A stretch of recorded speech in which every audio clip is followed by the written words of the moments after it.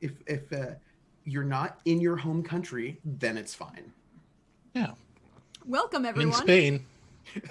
Whatever happens in Spain. I was wondering when you were going to jump in, Crax. I was really wondering. I know. I was like, she's going to do it any moment.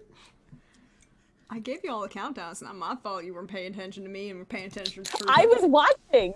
I watched your fingers. I saw this soon. I was like, oh, it's going to happen. Like, right now, it's happening. Like, hi, everyone. Welcome. We hope you're having fun. We hope you're here for another Saturday of fun. As you can see, we will be having a guest in the near future. Our guest is unfortunately running late because of tech issues. So we'll start without him. He'll show up. It's fine.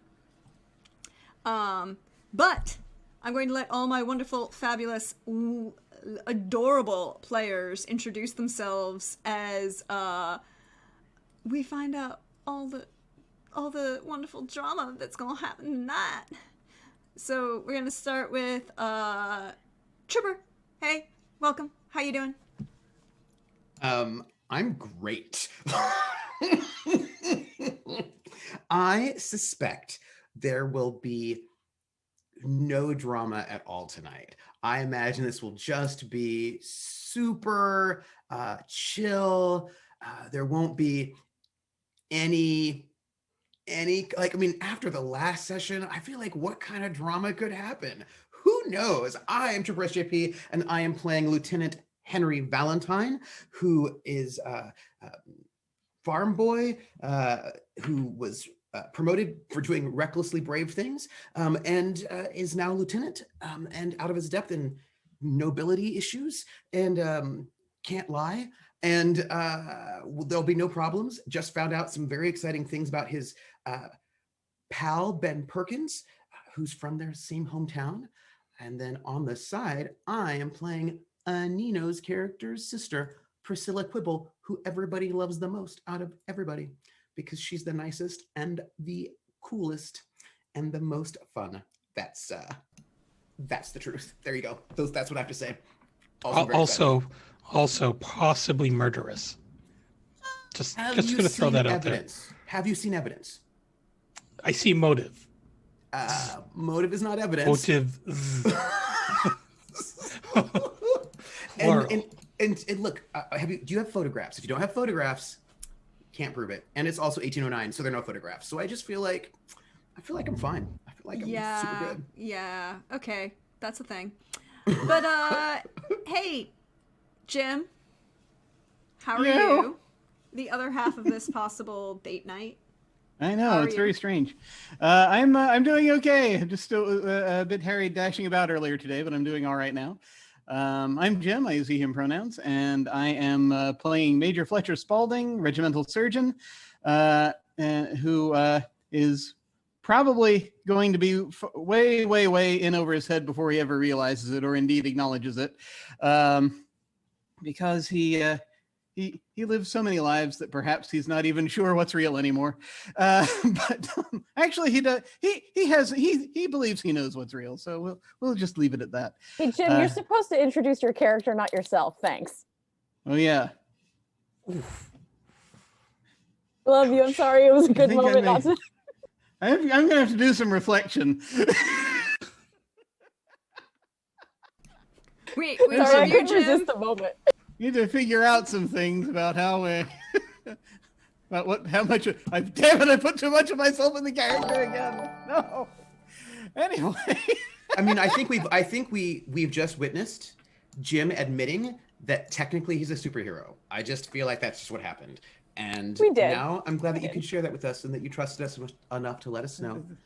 I can neither confirm nor deny that's what I just said, but your support is appreciated, citizen. But that said, so yes, playing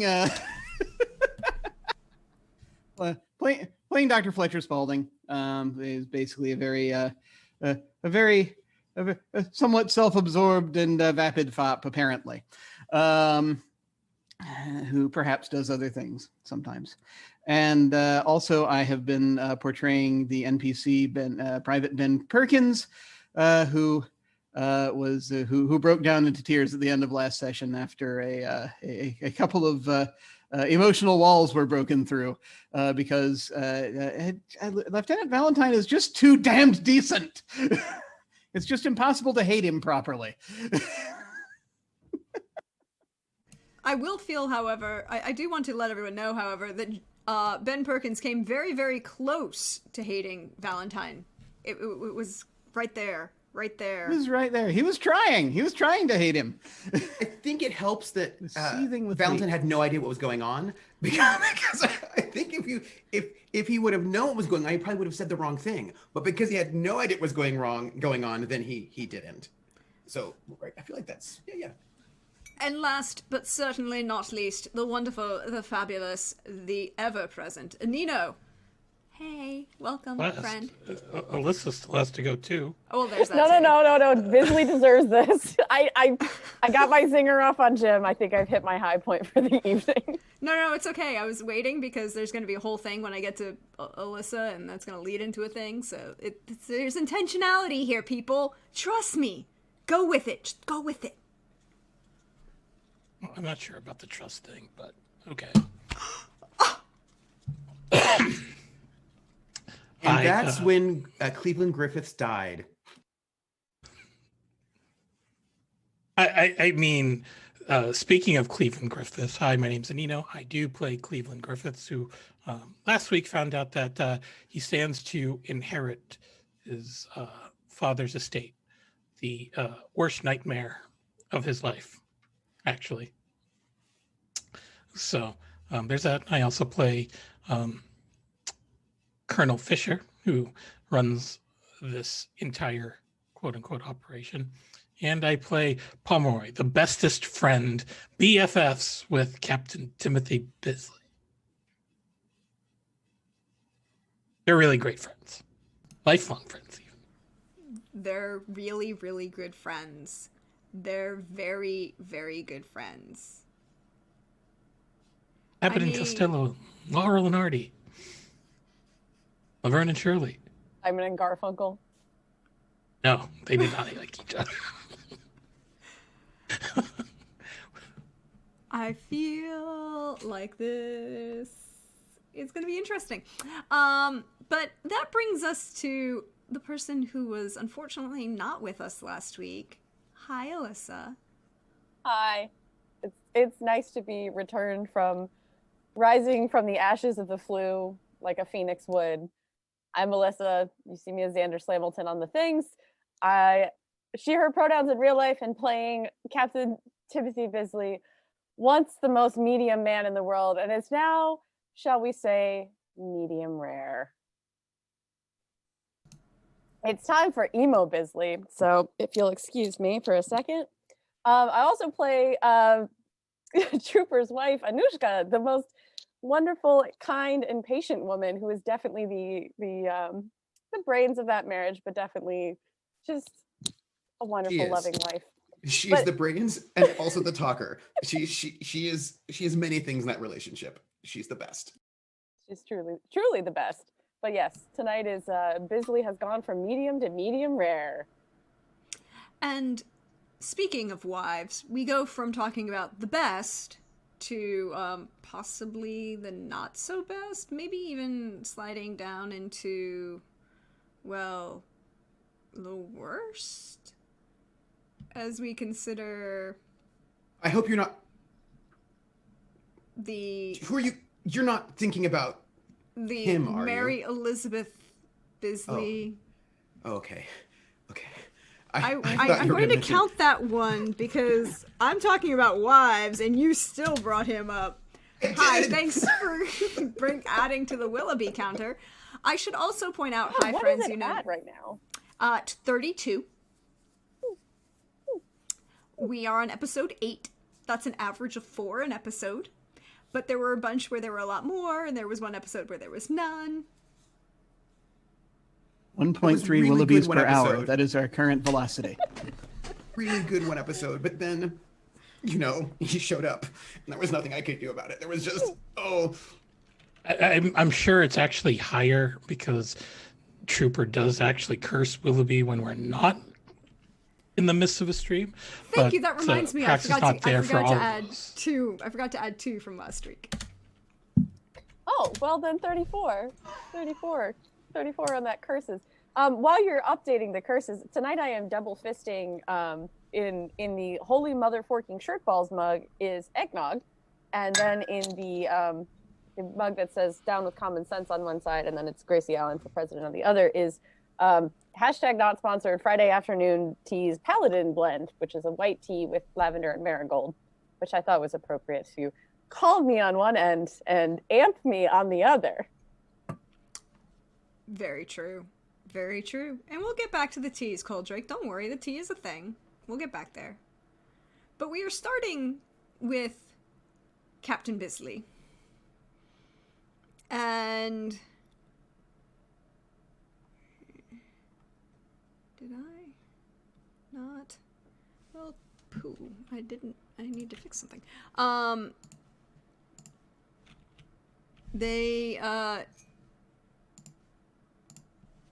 The wonderful Captain Bisley, however, we're going to wind the clock back a little bit. If we remember last week, it was the next morning. There had been some, altercations, some shooting. A bunch of people got hit on the head. Other things, some swords. A guy went over the railing and fell into a fountain. He's still unconscious. Bunch of other drama happened, but Captain Bisley had been released from the hospital tent after, his concussion had seen to, and he basically spent the night. And the next morning, he had made his way to his own accommodations. Intent on what?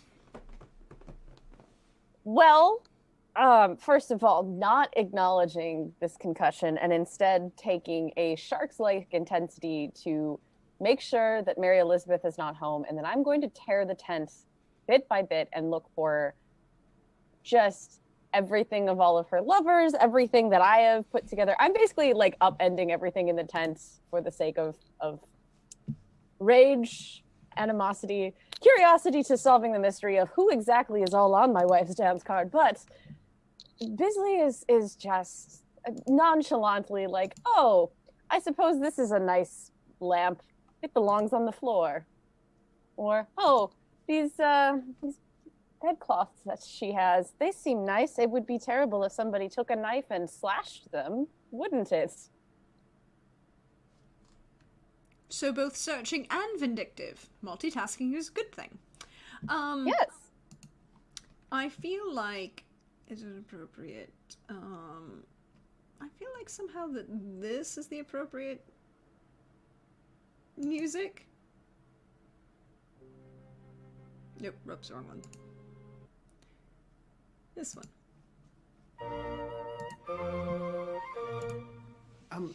GM, Yes. based on something in chat, I just want to check. Are we at 3 head traumas for this game, or are we at more? I feel Are like we counting? There's 2 for Valentine, 2 for me. 1 for Bisley, 1 for Griffiths from falling yeah. off the horse. Yep, okay, that's 4. No, he got stabbed and shot. The guy who fell off the balcony, so that's 5. Oh, that's 5. Can we get a counter, do you think? A head trauma counter? I mean, we're at 5. I feel like, If it helps, I'm happy to roll something in the investigatory Yes. nature. I do need you to roll some investigation. Which falls under which steps? It falls. Hold on. I need to pull up my character sheet that I was looking at again. It is awareness notice. Of course. I still have bonus dice, do I not? You have 3. I'm gonna throw 2 in for this. I really want to find just anything. But well, Why do you have a -1? that's a good question. Why is there -1? Why am I so bad at noticing things? No, but do you have a -1 in your? No, I don't. Hold on. Because that should only be if you have. And you have recovered I was gonna say no. It just keeps pulling a -1. I wonder. Did you? Never... How many hit points are you at? I never reset my hit points. That's why. You've recovered 4. Yeah. Well, that's. I found where the -1 was coming from. There we go. Glad we recovered these things, and we can, I know what a character sheet is and how to use it. Side note: we all have monologue tokens back, right? You all have your We do. monologue tokens. I still have 3 resolve tokens. Trooper has 2. Alyssa has 1. Anino has 1. And Jim has 2. I think that's right. And there's one pool one that I gave you when I brought in Major Atkins to be fun, because I like Major Atkins. Everybody likes Major Atkins. Okay, so my hit points are back up. Do you want me to re-roll it or just... Yeah, no, go ahead and re-roll it. Okay. Yeah, let's re-roll it just so that we're all on the up and up. I'd rather just do it that way, because what it does is it drops a dice. It doesn't just drop the... Oh. Okay, there. Now it's -3. What is it? I think I broke something, is what I've done. Okay. I know what I broke. I fixed. Y'all, this is what you get for taking a week off. Don't get the flu. It apparently has brain side effects. Now we're back. Now we're rolling. Okay, now We're rocking. We're rolling. There we go. That with a 9. A 9 is a success. It is you are pulling this place apart. You find, you're being, but at the same time you're being destructive in your search. So, you're not going to find everything because you're also focused slightly on being slightly destructive. Anger. Yeah. A lot of it's my own things, but it's some of her nicer things. Mm-hmm. You do find a little notebook that's more like a leatherette that's bound, and it's got letters tied in silk ribbon. There's a slight scent to them. None of them are signed. They're all addressed to my dearest. Are they all the same handwriting? Or are they different handwritings? I will let you roll education. Knowledge education. Alright.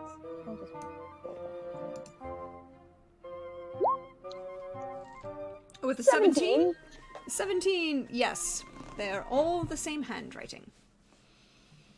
Right. But the last one is dated before you all came to Spain. So there's been somebody that has at least been... Do I recognize the handwriting? I've been... No, you don't recognize it. It seems that somebody has gone to an effort to disguise it intentionally, but it is all the same level of disguise. I'm not going to destroy these. I'll hold on to these and continue looking for other tokens of affection and destroying anything I had that were, Bisley's plans for, different trinkets and tokens of affection that he was looking for to get her different things. Like even the journal that he's been just keeping track of things of his time in the war. He's just gonna anything that has to do with her, and also with Pomeroy, perhaps. Just destroy it. Just this is a man hell-bent on destruction. The impotent rage of an emo kid in 1809.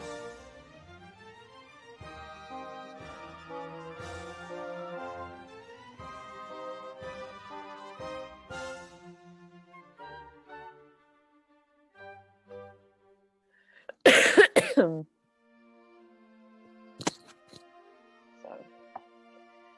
there's somebody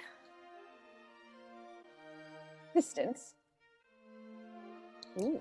You do also find a it's odd because it's the one thing that you you know it's not yours, and you know it's not hers. Wait, what the heck? I just did the thing. You know it's not hers, you know it's not yours, and it is the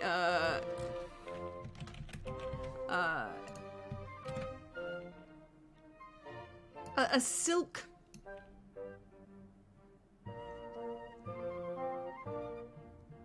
tie of some sort. And it's very fine, very fancy. Embroidery around the outside. Slightly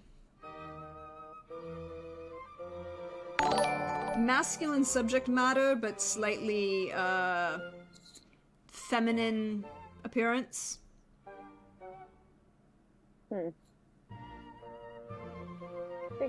I think I'll just stop making shields along this edge. It's little shields with clams crossed over with thistles upon it.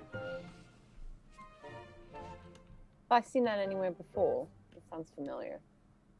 You can make a cunning memory roll. I definitely will.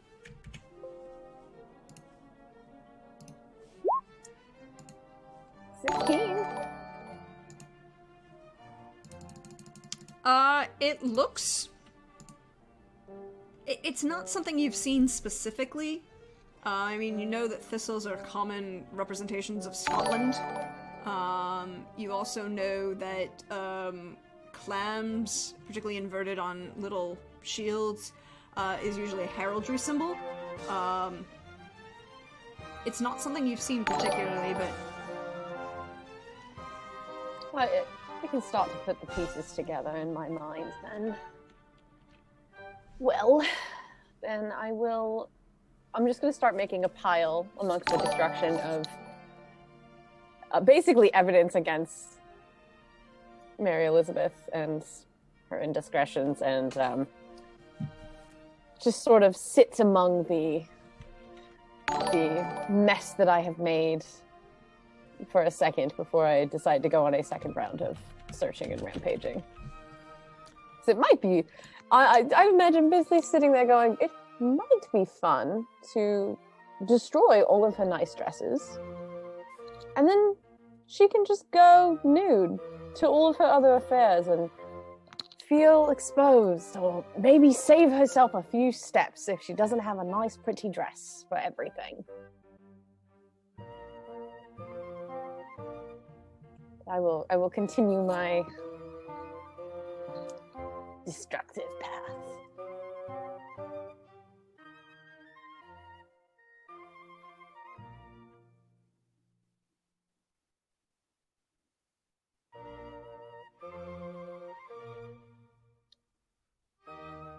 So I've got letters. There you go. I've got this. But I want to know something.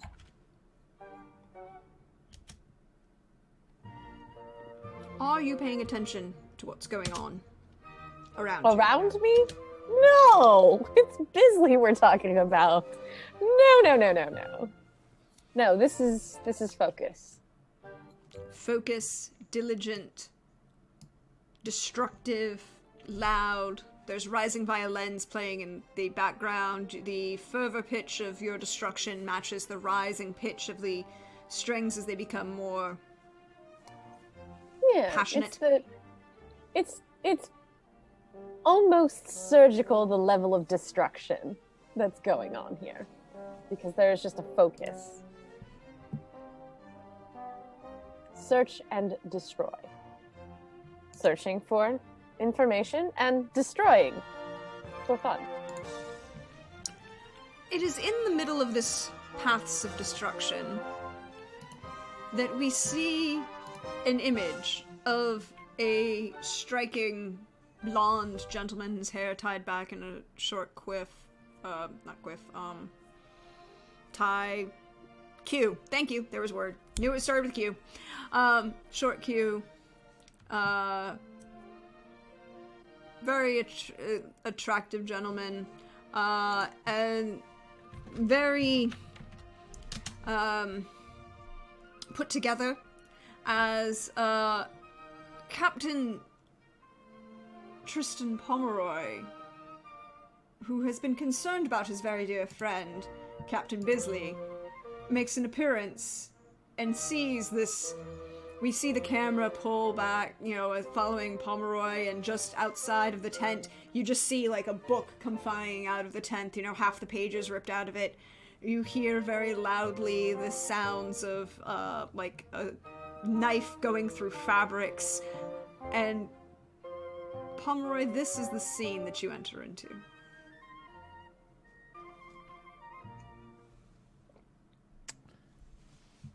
Oh my, I didn't quite expect this kind of scene so soon after your departure from the medical tent.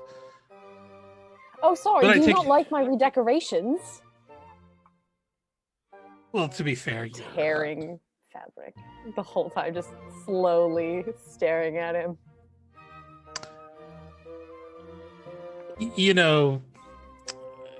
Interior decoration was never quite your strong suit. No, what are my strong suits, Pomeroy? Tell me, what exactly are you doing here? Don't you have muster or something that you should be doing? I came to visit my friend. No, I assumed you would come to ruin another life. What's that supposed Or to maybe you're looking for Mary Elizabeth. Do you want to find Mary Elizabeth? I'm sure my lady wife is around here somewhere before she gets her job at the brothel or wherever she goes. What are you doing here? Well, I came to check on you. Why? Well, you took a terrible blow to the head.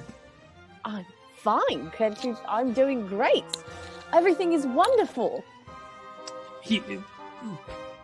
Pomeroy reaches down and just pulls up a torn pillowcase, and he would just say, I think this doesn't really line up with what you're saying. I think it lines up quite well. Tearing yet another piece of fabric. What possibly? Whatever gave you the impression that something was wrong? Well, you're tearing up your own tent. Well, all I goes mean, well. It won't be if my Colonel first Fisher had come by here, he would absolutely say that you should probably save this energy for the battlefield. Oh, yes, well, I sure will. I sure will. Well, no, it looks like you've actually expended quite a bit of energy here, and you should probably take some rest. Though it seems your bed is no longer in order. Oh, well, it's the one I sleep on. I'm just going to point to the cot on the other side of the tent where I've been sleeping. That's not where Bisley does not sleep in the same area as Mary Elizabeth. She has the bed, and he has this terrible cot. He just points at it. I'll be fine. That's a terrible cot. We should get you a better arrangement. Well, I don't know if there is going to be one. Unless you know how to extract a succubus, a she-devil.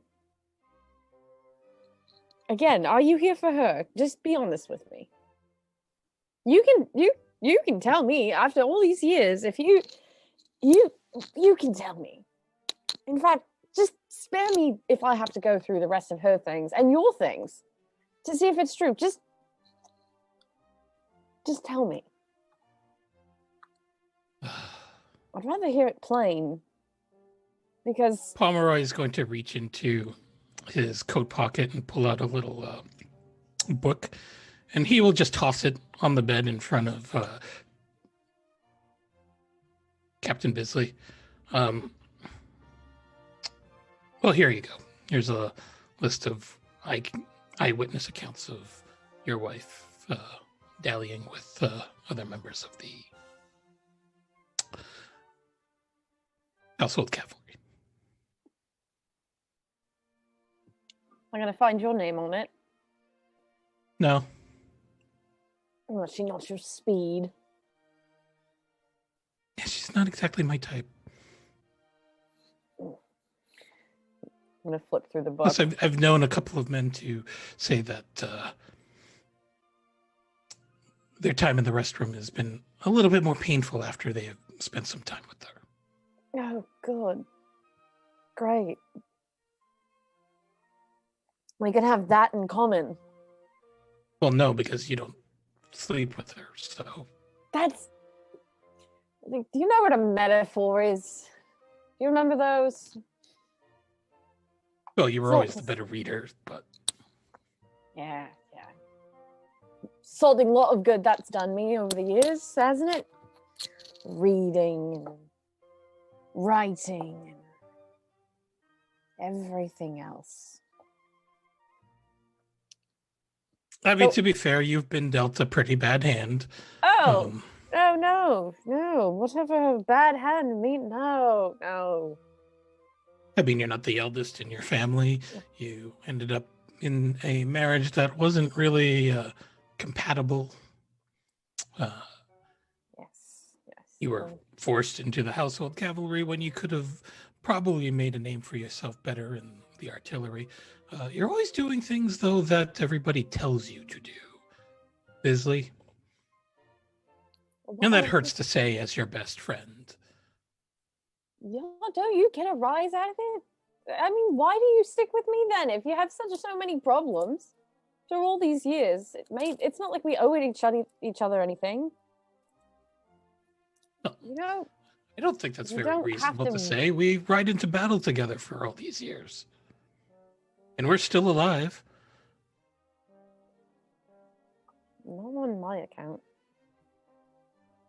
I mean, I get it. It's nice to have a puppet. A puppet? Always been helpful. No offense. Bisley, be real. If I had any sort of real ambition, you would not be the first person I would use to be my puppet. That's pretty fair. It would be more Valentine, frankly. You know, sort of. That's my lieutenant. I get to make the calls on that. I'm just saying. Stamp his foot in an attempt to be strong. I am just saying. I'm just saying that you need to look at some of the brighter side of things, and that you do have two friends that are very loyal to you, myself and Captain Valentine. I'm just saying that maybe you should take a little bit more after Cleveland Griffiths, for instance. Now you're going to tell me to follow somebody else. No. I don't mean that you should follow him, per se. I'm just saying that now there's a man who is in a similar position to you in that he was probably going to get forced into a marriage that he did not like. He was not the eldest in his family, so he wasn't going to stand to inherit anything unless something happened to his elder brother. But you know what he did? He said, bollocks to all of you, and he went off and became a farrier, even though he didn't have to. And he just remained independent. I am just saying that, maybe you should have stood up for yourself a little bit more like him. Maybe you should have gone into the artillery instead. Maybe you should not have married the treacherous she-devil. This is a lengthy book. There's a lot here. Yeah, I'm sorry. I also had to write back in front of the pages. I don't even know if I want to read it. I'm honest. I don't know if I want to know. You probably shouldn't. I didn't really want to tell you about this because you said that you wanted to be faithful to your marriage and you wanted to make things work. But truth be told, I never really felt like it was going to work. I just felt that it would be better for you to have figured that out on your own instead of me just telling you what to do. Because I respect you enough to let you make your own decisions.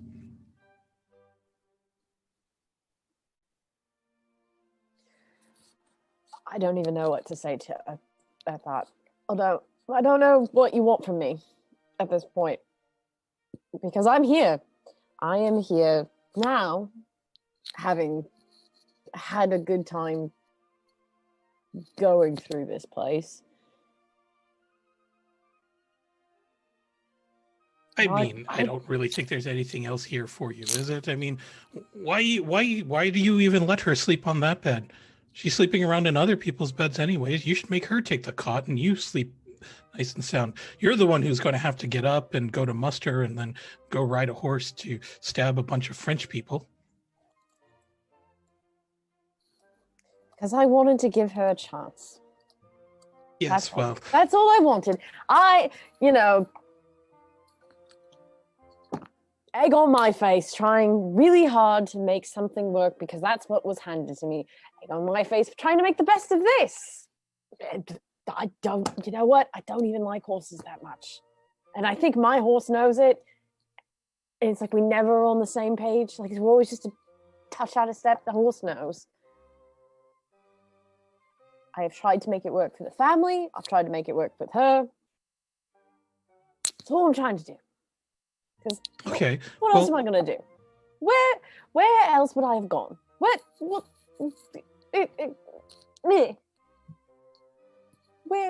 else am I going to go? Well, anywhere's better than being here. Married to,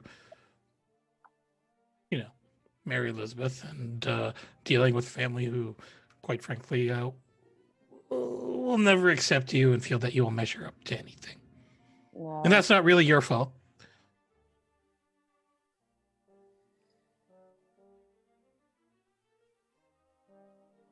It's not your fault. They have unreasonable expectations. It's not your fault. It's not your fault. Just say, look, you can make a new life for yourself here in Spain. And do what? Be a dandy, be a fop. Don't know if you've noticed, it's not really my strong suit.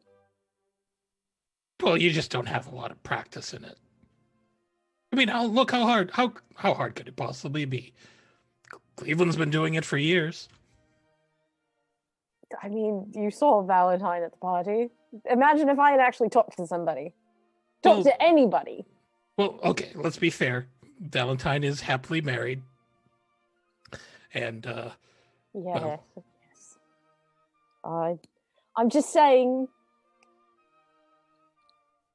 it's not going to be that easy to just walk away from everything and scond into the unknown. It's not like I haven't thought about it. It's not like I didn't buy a ticket to America hoping that the new continent would have something. It's not like I threw the ticket out and came here anyway. Well, I mean, if you really want to move to America, I won't stop you. Hell, I might even go with you. Maybe even Valentine might go with you too. Once we've settled this whole war business. Right, there is a war on. There is a war on.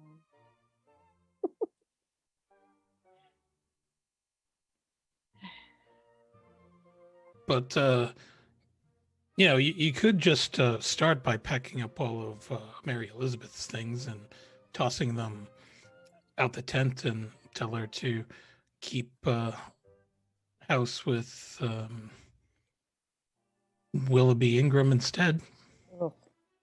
Somehow I find it more degrading to know that she would go to a lieutenant that hates me because I did not make him XO than to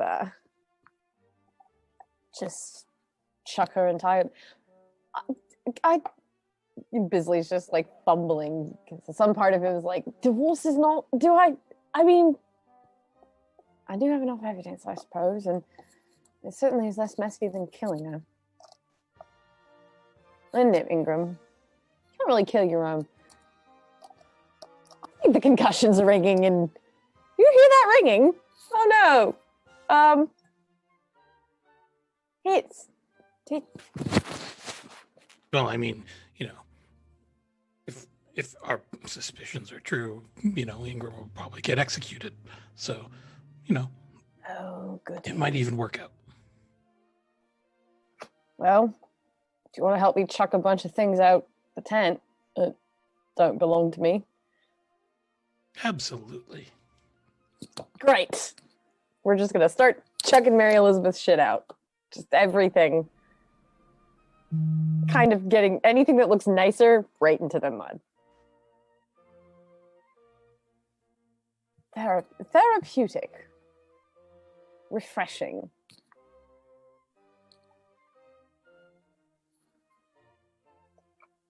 So, while the two of you are diligently removing everything that doesn't belong to Captain Bisley and getting rid of it, we're going to pan the camera back to the hospital tent. A few moments after Lieutenant Valentine went stumbling out, slightly impaired, after the distraught Ben Perkins. And we're going to focus in on Dr. Fletcher Spaulding. Doctor, what are you doing? You have been writing, I believe. Yes. So I am going to attempt to. So this is important. So one of two things. Either through a one of the. I'm surely there are about like enlisted folk or other folk that are, or even like nurses I've drafted from the locals. Anyone you that also I have trust. like pages and runners, just like Yeah. I mean, from pages, the runners, camp things of that nature. followers, yeah. So if I can't get away from the tent, because I think that I seem to recall that Griffiths was supposed to be about also helping to watch the prisoner, but has also taken off for the time being on his own business. So if I can't get away, I'm going to have a runner deliver the letter that I have written to the usual place where I have these letters delivered. But of course. Yeah. If I can get away, like if there's like someone else there that I can trust to hang out there for a little bit, then I'll do it myself. But I think it probably even looks better if I just use a runner. I've probably used a runner the last few letters I've sent that way. So. Yes. So your runner takes your letter, just kind of nods, and young boy, 10, 11, runs off. I give him an orange slice or whatever. He appreciates that, and he'll run off. You bastard. Is that not a good thing to give people? I don't know. Maybe the whole orange and not just a slice, but whatever. I give him the whole orange, sure. I feel Jim like has no guide. You just want to sort of works. vaguely stop him from having scurvy, but not all the way. Just like a little tease. I mean, if he wants, if the exchange is one orange per letter that I want you to forget about immediately afterward, I shall happily pay that price. He will not even ask questions and happily take the orange and be gone. This little side hospital tent now just has you, the unconscious Montgomery Lowe, Captain Montgomery Lowe, who is of course under guard, and you were looking for something else diligently in your new scandal alcove. Yes. Quick question. Did I, timeline-wise, did I have the opportunity to examine Ingram? I know Ingram got brought in, but is this before that, or is that... This is just about that time. Okay. I was looking for a copy of... I know Burke's Peerage doesn't exist for another number of years. It happens soon, but I know it hasn't happened yet. So if there is a... I was looking for a copy of whatever book existed prior to Burke's Peerage, if one existed, where peerage information is kept, and I found that did not have it because it burned yesterday. So I think probably, actually, that I might send another runner to see if they can find one at the moment. If I can't borrow one from find one that I can borrow from somebody, basically. Yeah. You may definitely proceed off of such.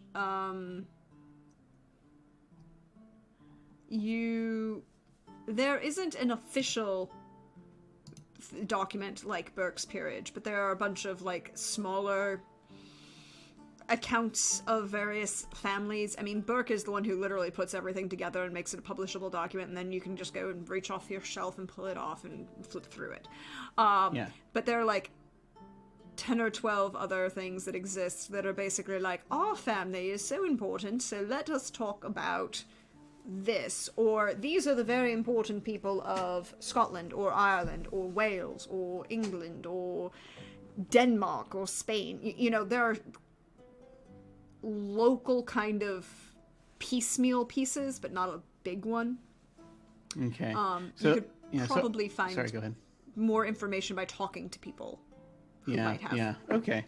So that being the case, then actually there is another thing that I want to look at, which I'm hoping that the object in question is in here, and that is the clothing that we brought that Lowe had on him when we brought him in. Most specifically, his boots, because I don't know if his boots would also have were the ones that were seen, or if his boots would have similar things upon them. But I'm going to check out the clothes and see if there are any crests anywhere I can find. Ooh. Go ahead and roll me an awareness notice as you're I shall diligently attempting to accomplish such. I shall roll this thing. All right. Here we go. 10. 10. You pull up the boots. They do not have the mounts for spurs because he is, well, I mean, technically he can ride and he does ride, but he's not a cavalry officer, he's an infantry officer. So he walks a whole lot more. Okay. These are things that happen. You then,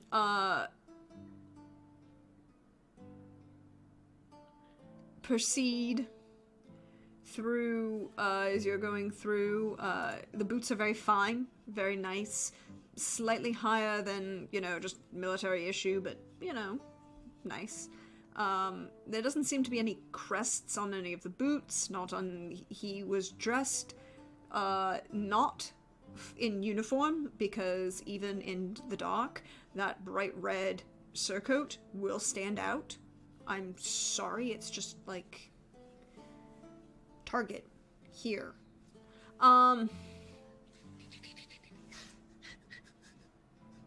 He was dressed in relatively fine attire. You, as a gentleman of fashion and haberdashery, would comment that his slightly out of style, not brand new. A couple pieces from London, but for the most part seems slightly more, maybe Bath, maybe Manchester, local, perhaps even slightly further north if you were to consider. Yeah. He is definitely thinking about that as he looks at the clothes, trying to sort of think about how these things are. You do find one item of note. Mm-hmm. A small... he has a handkerchief upon him. And embroidered on the handkerchief is, a very nice, edging of flowers. Slightly noticeable for both the thistle and a small white flower. Okay. All right. a particular small white flower? Ah.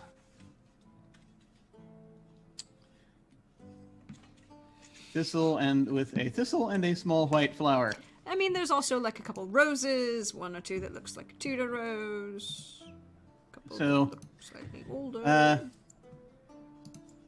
So here's the thing, that I don't know if I would have to roll something to put this together, but I'm imagining that well, You know, like a small white kind of hedgerow rose. I'm thinking that that it's here's the thing,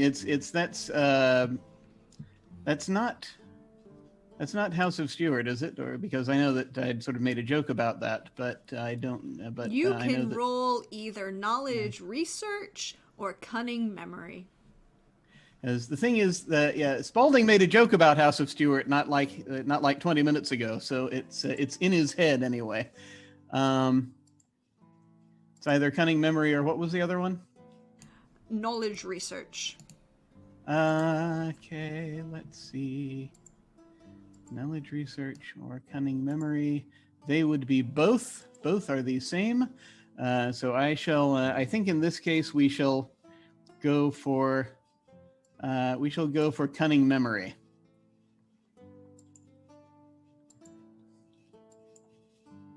$13.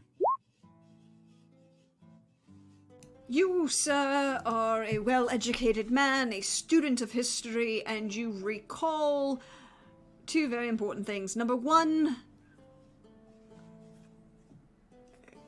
as the Tudor rose is a red and white rose of a flower, the symbol of the Jacobites was a small white rose. Well, there it is. Oh, one of them, I should say. Yeah. With a, it's a very pleasant image. It's 1809, right? It is 1809. Yeah. If you would recall, the Battle of Culloden was in 1745. Oh yeah. I have been Googling, and the interesting thing, I don't know that.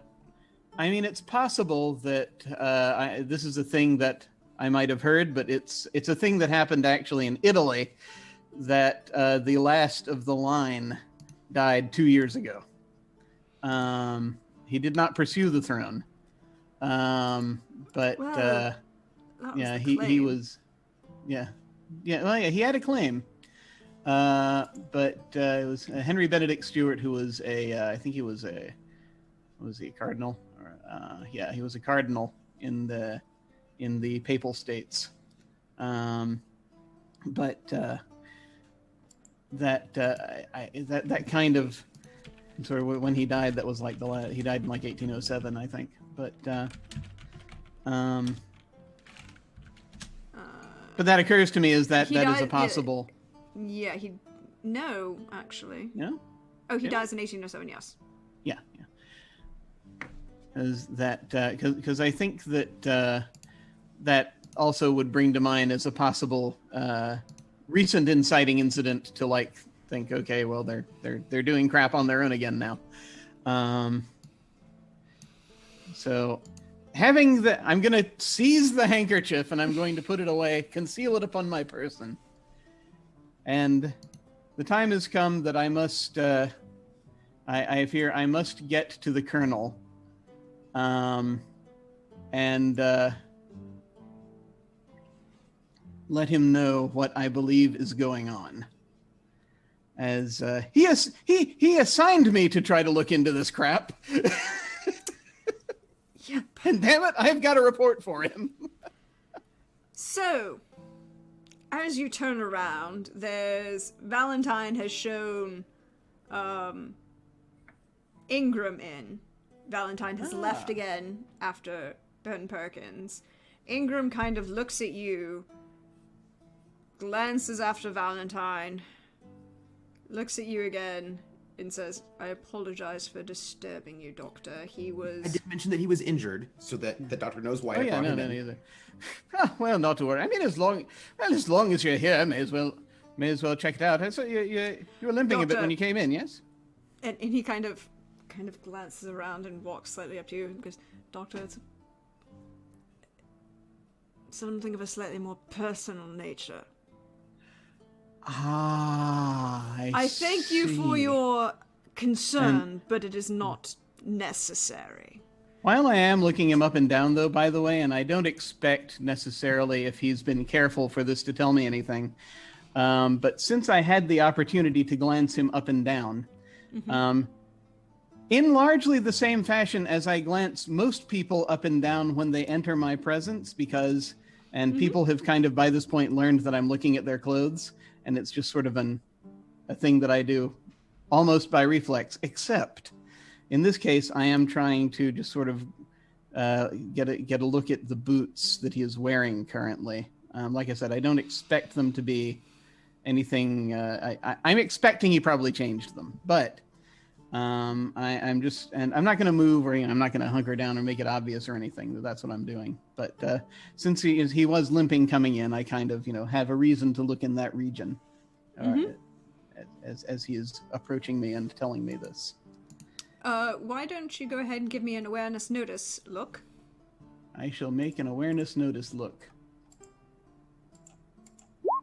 That is an 8. I shall perhaps fail to make an awareness notice look. You glance him up and down. The boots are the same standard boots that he wears all the time. There's nothing that stands out about them. They look like military, the boots that he wears. There's a little bit of extra mud on them. Not a lot, just like because it's muddy out and he's been walking, kind of in. You kind of glance him up and down, and, if he's not, his claim in the way he's moving doesn't seem to draw any attention. There's not anything you notice. Okay, so what I will then say, as he says this to me, it's another problem. I will say, "Oh, my dear fellow, of course. Would you like a I know we don't have penicillin yet, probably. So I'll say, would you like some vitamin? I've got some, might help knock things loose a little bit." I'm thankful, Doctor, and don't need to take up any more of your time. Quite all right, my dear fellow. No worries at all. You're fighting the good fight. Yes, and he kind of straightens up and definitely gives the impression that he is uncomfortable, distressed, and kind of and walks out the door or the tent. Okay. Just sort of watching. I am going to watch him go, and I'm going to sort of think to myself as I'm trying to observe one more thing. Does that look like that kind of that kind of problem that looks to be caused by that kind of problem? The way he's walking, you would refer possibly. It looks like somebody may have kicked him. Okay. Yeah. Okay. All right. Noted. So I am going to. So how well is this a thing where I think I would be able to get away anytime soon to talk to the colonel? You look around. The guard is still there. There's a couple more around. The colonel's tent isn't far from yours because command tent, hospital tent. These things should go kind of close-ish together. Yeah. Others are further away. So you think that if you have a little bit of time, you can kind of sneak out. Okay. Yeah, I don't know if there are other doctors on staff or what, but... I mean, you have a couple others, but, you're the surgeon. Yeah, this is true. All right. So I'm going to let whoever else, someone on the staff, I will just let them know that I am going to pop out for just a few minutes, and that I shall return presently. So I'm going to if I can just hop across to where the colonel is, I shall endeavor to do so. Okay. You can hop across to the colonel, and as you are proceeding out, we wind. Time starts to move slightly faster. The film is moving a little bit quicker. The camera pans into that moment in the command tent where Fisher first hears a sound behind him and then turns and pulls his sword in one smooth motion and stabs through the fence, not the fence, through the fabric of the tent. And Doctor, this is the image that you walk in on as the Colonel Fisher. He's tall, dark hair, slightly older. Picture young Kieran Hines, and stabbing through the side of the tent, impaling an individual on the other side of the tent. Slowly you start to see some blood on the, natural color fabric walls, and then he pulls the sword out and the body kind of falls limp. Bad time, Colonel. No, in fact, I was just having an invigorating start to my day. Right. If you don't mind, I should probably do my job. I'm going to pop around to see whomsoever he has just stabbed.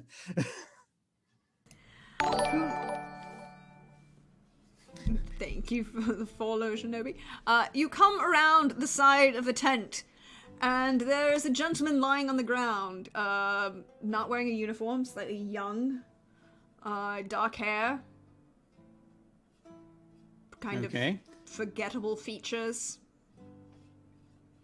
All right, Not someone that you've ever actually seen before. Well, first duty is to, of course, see if this person is dead or dying, and attempt to stop if the second thing is true, attempt to stop that from happening. Mm-hmm.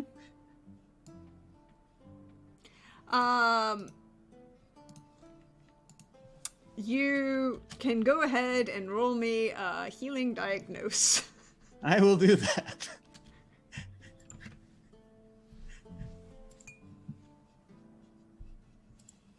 No, Jim, that's fighting. You have to open healing. There we go.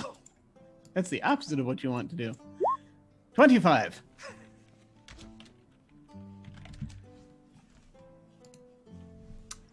A 25. This gentleman is dead. Colonel Fisher is very good at what he does. He stabs. He can kind of. He kills people for a living. All right. Well, yes. There's a very bloody large hole where this gentleman's heart and possibly portions of his lungs were. Okay. Yeah. That's that qualifies for all the things one needs to know. So we get back up again. And I'm presuming the colonel's coming out, but the colonel. He is. He comes out. He's cleaning his sword. And very good hit, sir. Oh, I thank you. I didn't even have a drink yet. Sort of shrugs.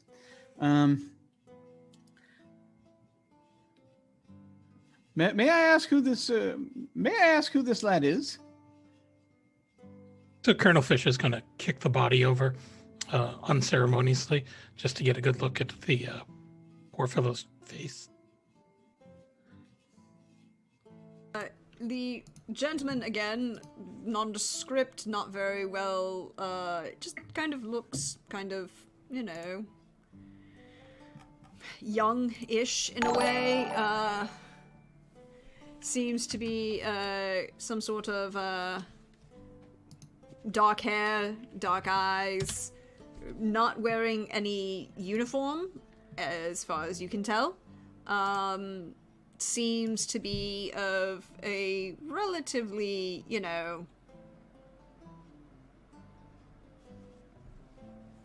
not necessarily what you would call immediately upper class. Doesn't seem to have put any extra effort into his appearance. Yeah. Does he have any weapons by any chance, or is... He has a gun. Ah, there we are. And a couple knives on him. Sort of looking. As he was attempting to shoot the colonel in the back. Ah. Well, we seem to be brimming with assassins today.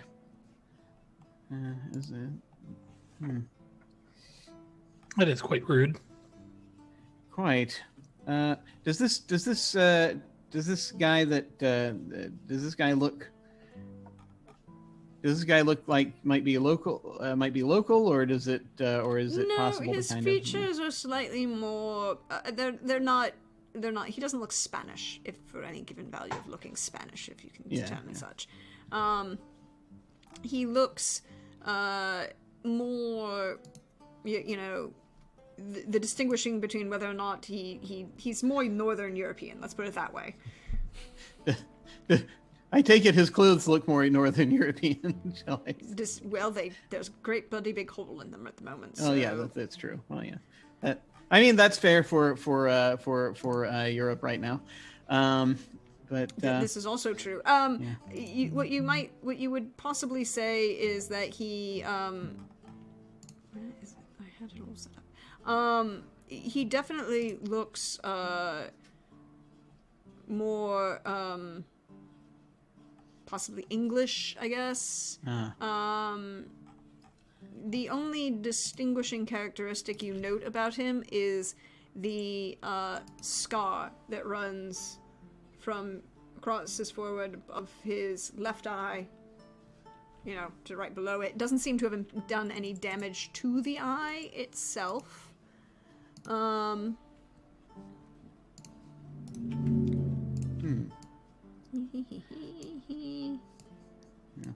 So, but yeah, definitely, you said like more middle class, less upper class, as far as the attire goes. Okay, yeah. I think. Oh well. It is unfortunate. That's very unfortunate. That shirt could have possibly been saved, but the rest of it, some might think it's just as well. I was going to tell you a little bit about what I presume is connected with this business, if you have a moment. But, Colonel Fisher looks up and looks around. It doesn't seem I have any other assassins currently in the queue. Excellent. Is there any sort of way to figure out where or which direction he came from to approach the tent? I mean, you can make a survival track roll.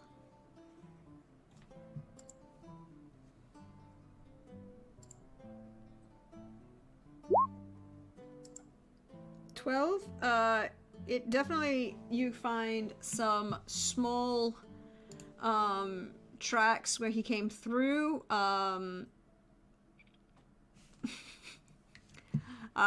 He seems to have come from the edge of camp, just over where, if you glance, you can see a slightly emotional conversation happening with Lieutenant Valentine and a young private.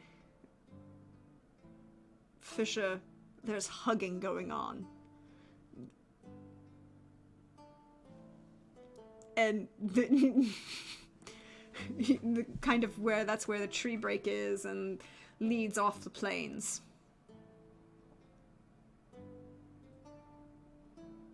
Did they finish talking? I mean, there's hugging going on.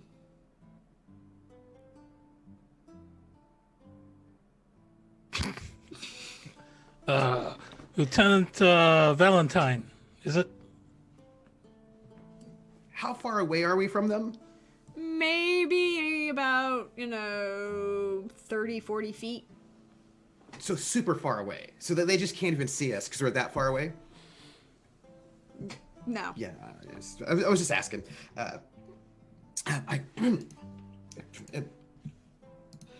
Colonel, did you need something, sir? I do, in fact. If you could step this way a moment, please. Of course. I just sort of nod to young Ben Perkins, and I come up there to the captain. Yes, sir. You as well, young man. I'm pretty sure Colonel Fisher doesn't know who this guy is. So. Okay, we're gonna try to do this. We'll see how this goes. Yes. We're gonna get a Jim talks to himself. Yes. I'm so excited. So he's so Perkins is just going to kind of just sort of like take a second and just sort of rub his eyes for a second. And he's going to like snap to, and come forward. Oh, yes, sir. And I think that Spaulding at that point will just sort of turn. Perkins, nice to see you're about and all alive and such. Thank you, sir. Oh yes, that is rather a good feature we like to preserve among those of us who are at least around who aren't firing off at superior officers. He says, glancing over his shoulder. Could you, by any chance, my dear fellow, fetch a get together a stretcher for us, as we've rather. I'm afraid there's a body to dispose of. A stretcher, sir? Yes, please. Yes, please, Perkins. That would be most helpful. And another fellow to carry it, if you wouldn't mind, as it is rather uncouth of this gentleman behind us to just continue decomposing whilst we're having our conversation. Not something one wishes to have about. Yes, sir. And Perkins is going to run off and get a stretcher. Oh. I'm so sad that he's gone. I just sort of like as if there was like it was that sort of like that moment of like, oh no, we hadn't finished, but like in my mind, like but here moment, Colonel, yes. So just sort of waiting. Oh, I imagine I see a dead body. Yeah. What happened here? Someone was disturbing my morning meeting. I had called you over because determined that this fellow had actually come from your direction.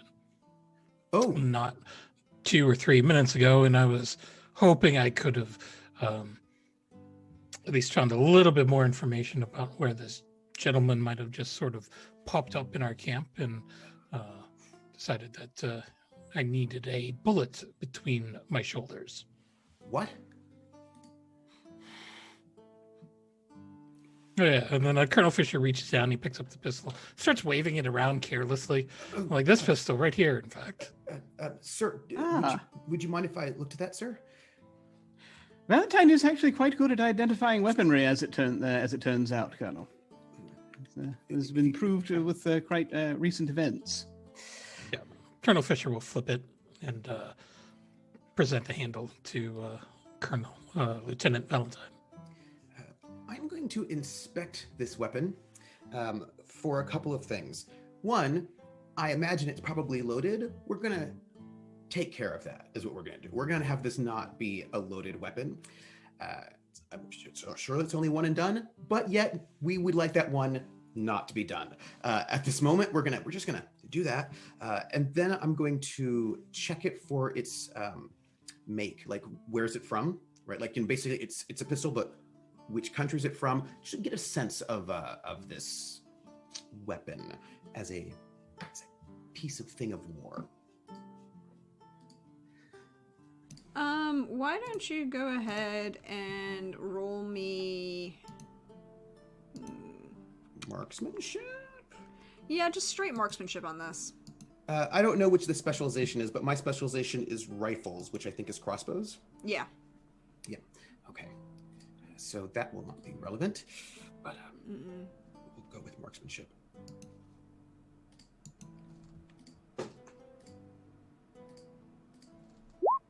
Ooh, no, I don't know this weapon at all. I've never seen it. No, you don't know this weapon at all. Also, by the way, I rolled terribly. Yeah, that's a crap roll. You take apart this weapon. And you definitely unload it. You know how to do that. Which is slightly more complicated because it's a pistol and shot. So you effectively fire it to unload this weapon. I mean, that's why you keep the cartridge separate from the musket until you're ready to fire it. I'm a rifleman, not a musketeer. It's the same thing with a rifle. Yep. Does it fire away from anybody? Does it actually or does it fire off? Put it in the ground. All right. I say, well, good. We know that's working. Well, it's not any sort of weapon that I'm aware of, sir. We didn't usually have we didn't have pistols. We normally had rifles in my old unit, and I hand it back to the colonel. But it was certainly a fellow meant business. I'm gonna peer at him to see if I recognize him at all. You can roll me cunning memory. Okay, I mean, if you want. Is it a battle plan? Is he a battle plan? Because I feel like if he's not a battle plan, I don't know. I don't know. Like I pay attention to other things. You know what I mean? Like other things. No, you have no idea who this is. Yeah, I have no idea who this is. Well, no, he's strange. But I'm glad you're okay, Colonel. And he was about to say something, but then he shuts his mouth. Perhaps, Colonel, should we retreat within so that we might have a little conversation with perhaps fewer ears about? I suppose. I think more or less, if I may, Perkins is probably going to be dashing up with someone else to try to take care of the body. Do you want me to try to track them, sir? Where they came from? I mean, I didn't see anyone. I was deep in conversation, sir. No, that's quite all right. Maybe we can get Colonel Atkins to look into it later. Right. Major Atkins, sorry. Of course.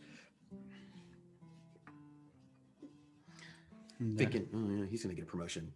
Atkins. Sir? So. I'm going to make to go because I assume when they say we're going to have a conversation at the tent, they don't mean me. That they mean like high-ranking officers. So I'm going to sort of make this move. I think when you start to turn, I'm just going to do that clap hand to the back thing. Come along, my dear fellow. Oh, all right. So I have a thing I want to do. Oh no. Oh dear. Are you offering a resolve token? No. Done. I want to spend a monologue token because I have a question for Lieutenant Valentine. Oh, okay. Lieutenant Valentine, the last time you saw Colonel Fisher, he kicked you out of a party and told you to go home because you were being an embarrassment to his unit. How are you feeling in this moment? Particularly after you found out that your brother is now in this unit and has some animosity towards you. Oh, I didn't pick that up at all. I have really bad awareness. I had that was not a thing at all that he picked up. But was upset, distraught. You noticed that he was distraught. Yeah, he's distraught, which is like clearly, there's this whole distress. Also, maybe Valentine might realize that he had let an assassin slip by him. An assassin that almost murdered his colonel. While he was dealing with his distraught brother. Yeah.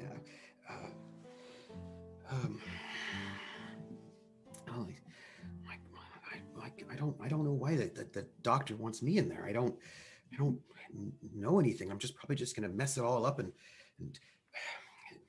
I'm just not gonna say anything. Just like in the terrible soiree.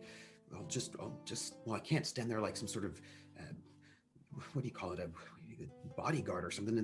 He wanted me to be sort of threatening last time, but I think I made a bit of a mess of that one, didn't I? Well, I think I'll just stand there. That's all. I'll just stand there, and then they won't ask me any questions, and then I'll just get out of there because I don't even know where or that I don't. Why did I even ask to look at the pistol? I just made myself look stupid in front of the colonel again. Just didn't have. Oh, it's all right. You just stand there. You just stand there. You don't say anything. You just you support the. Why does the doctor even want me there? I don't even know what this is about. It's because I'm supposed to see something. They're going to ask me questions about if I saw something, and I didn't see anything at all. And they're going to ask me questions about it, and I'm going to have to say again that I didn't see anything. And I'm just so useless. Every time I just don't even. I just can't do anything right. I'm glad I caught myself about talking about assassins. I almost said something stupid again where I brought up the whole thing in assassins, and the sergeant major thinks I'm just being silly, and I probably am, and I don't even know what I'm talking about, and all the things I'm thinking about. I'm just wrong, and I make a mess of it. And I wish my captain were here. I hope Captain Bisley were here. If he were here, he'd just make everything all right, because he knows things about what's going on. And if he were here, I don't know, I feel like it'd be better. And this is gonna be bad. Maybe if I'm just real still, they won't notice me, won't ask me anything. I won't say something stupid again about. But shouldn't I even tell him about all the assassins? There've been I don't know, there've been 3 or 4, I don't know, just a lot of assassination attempts, and nobody seems to think it's all that important, or they just think I'm reading too much into it, and I probably am. I really thought I was onto something with those horses, but I suppose not. I just have to. I'll just make it through. I'll just make it through, and once I get through here, then I can. I've got to see if I can get Ben Perkins and take him home for dinner. Because I feel like he should meet Nope, I can't think about that right now, because they're gonna look at me. They're probably looking at me right now. They're probably looking at me right now at this moment. No, they wouldn't look at me at all. They just be talking amongst themselves. What I'm thinking doesn't matter. I'm probably just gonna be here in the side back, and they won't. If I don't move, they won't look at me, and they're probably. I shouldn't. People aren't looking at me or thinking about me. I'm not important like the rest of them. Then why am I even here? I don't understand why the doctor even. I don't understand. Well, I'm just not gonna say anything. That's it. Just don't say anything, and you can't mess it up. All right. Just don't say anything. Don't think about anything. Don't say anything. Don't think about anything. Just be there. Don't be helpful. Don't be helpful. Don't be helpful. Don't suggest anything. Don't offer any ideas. Just be okay. All right. And you walk into the tent. They say that the first thing out of Spaulding's mouth when we get into the tent is, and I was going to do this anyway, but Spaulding, first thing he says when we get into the tent is, well, Colonel, as Valentine actually had picked up on rather early on and had surmised, it appears we have assassins about. Truly. Really. Yes, Even after all of that business at the the villa last night. Oh, yes, quite indeed. But we've learned a little bit more about them at this point.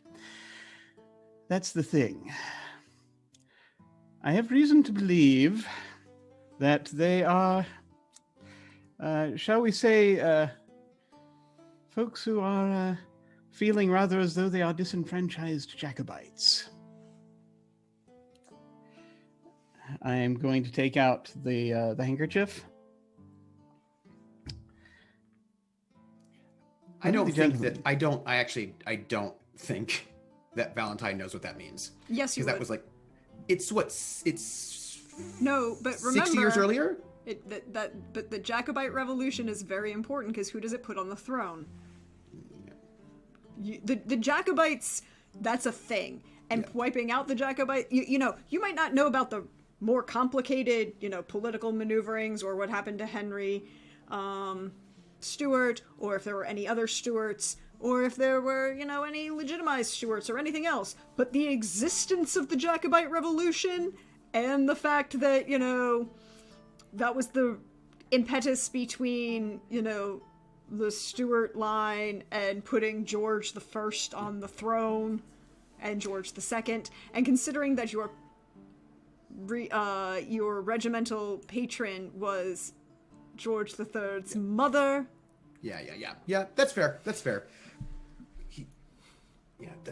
My knowledge is just not very good, though. That's all I'm trying to say. Yes, not very good, but everyone in England would have known about this because it changes things significantly, particularly after the Battle of Culloden, where the enforcement of English nobles over Highland clans and the Campbells. Maybe not everything about the Campbells, but you would have heard that the Campbells traded sides, and you probably would have heard a little bit about the inspiration for the Red Wedding, because that kind of thing was, and for those of you who don't know, that was just straight up anger-inducing. Inspiration. It's not inspiration at all. It's clan. It's the. Oh God, what is the event? What's the name of them? The Campbells are on one side, and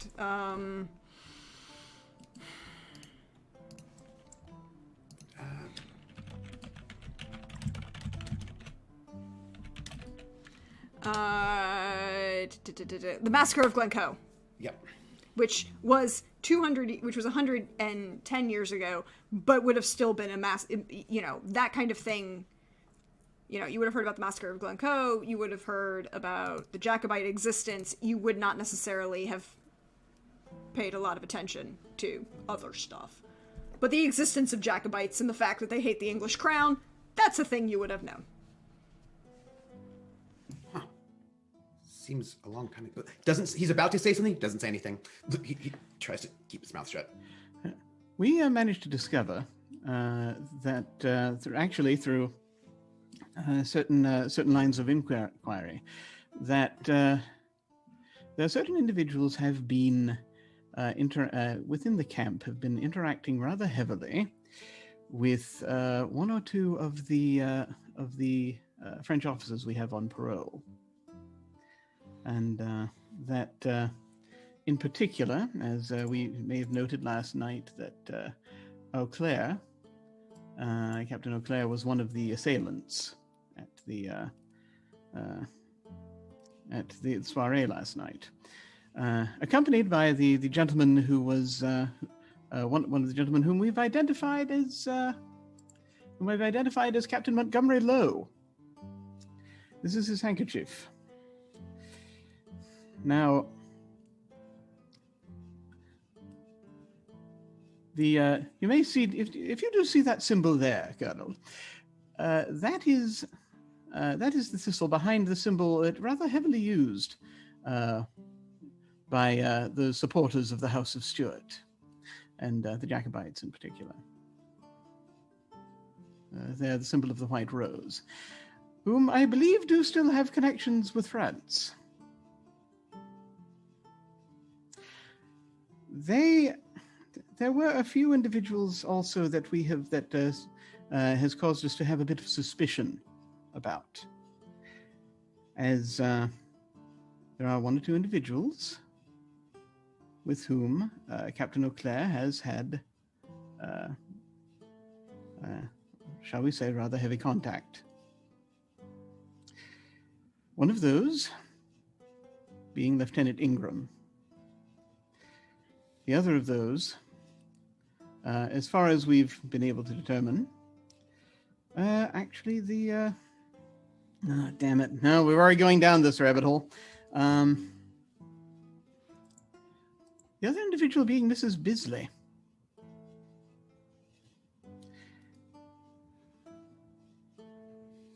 Unfortunately, the captain was, when we discovered this, was rather, I'm afraid, a bit distraught by this news.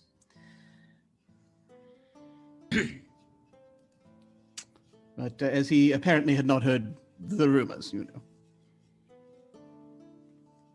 Really? Was he the last to know? Apparently, it would so appear. And trying not to move or be seen,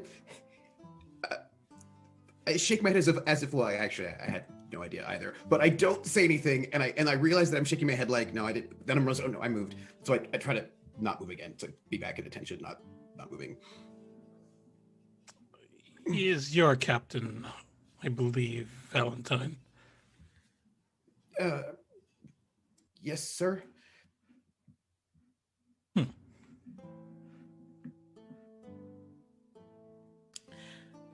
I should rather say, as Valentine and indeed Captain Bisley were among those first assailed at the party last night, that I shouldn't wonder that I fear that they may both be in, well, shall we say, Bisley at least very much should be in a bit of danger, as I suspect that she might be wanting to go a little bit further than ignoring him at this point. And like there's just like that sort of, it's like that tension where like you can just tell that Valentine wants to immediately go towards Bisley's tent, but he's not been dismissed. But it's like there's like that, like the minute that those words come out of his mouth, there's like that sort of like initial, like almost a step, but he's like, nope, in front of high-ranking officers, don't do it, don't just don't do it, don't do it. And so he doesn't, but like you can tell that there was like that, like there was like a moment of wanting to move. He doesn't though. I think that even while his eyes are still locked on the colonel, but he will just very sort of quietly, subtly, just Spaulding will reach up and pat Valentine on the shoulder. He's having a hard time right now, but he's paying I attention. do believe that we're going to have to quest the presence of a few of these officers to have them enlighten us on their most recent business. Yes, as yet, as far as I'm aware, I don't believe that they know that we are, that those whom I have just mentioned, I don't believe know that we're onto them, but if indeed they are the ones in part responsible for this cabal, we know that there is a certain number of them. It's less than 10. We know that much from the number that were firing upon the villa last night. But there is where we know that perhaps the deceased fellow that you just recently made acquaintance with might have been one of them. I guess there's only one way to truly find out. Where's Major Atkins? Well, if history is to be if recent history is to be a guide, I expect him to be standing behind me. I just sort of turn around. And unfortunately, recent history in this particular instance is wrong. Major Atkins is not directly behind you. In front of your face. Major Atkins is nowhere to be seen. He is not anywhere nearby. He sort of turns around, just glances. He's joking, obviously, but he looks over his shoulder and said, well, sadly, I am afraid fate, tragic fate would unfortunately deny me this moment of drama. Ah, well. You could spend a resolve token. No, I'm not going to spend a resolve token on that. I mean, it's the kind of thing I would spend a resolve token on, but I'm not going to do it.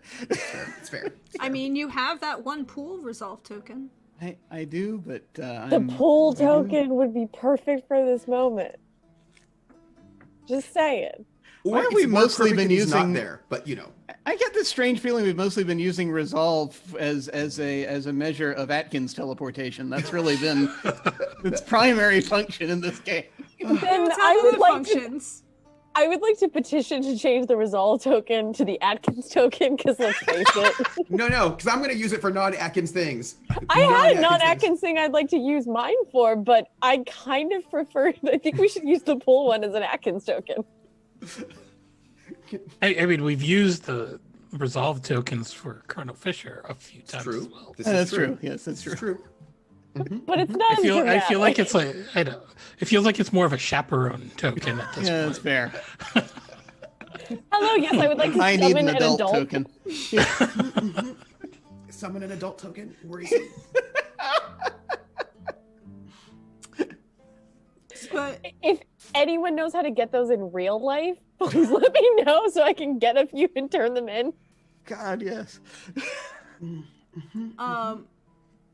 gonna pan the camera away from this moment as we're gonna pull back on that question of, well, where is Major Atkins? And the camera pans across the field. A bunch of people moving, going about their business. Soldiers soldiering, in this case, doing everything that basically the perfect army command, which is hurry up and wait.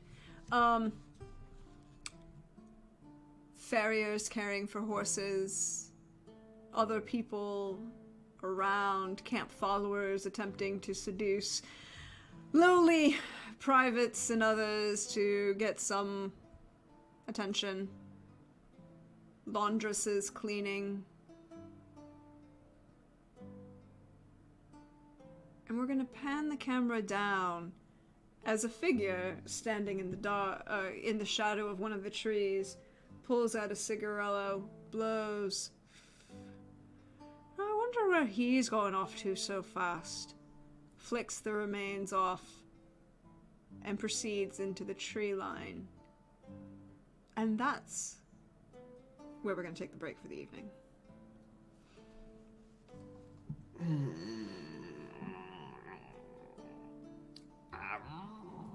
All right, it's only a short break. We can find out what happens afterwards. All right, it's fine. So we're spending a short break token? Spending a short break token. Yes. Well, we'll be back shortly. Refresh yourselves. Get some more tea.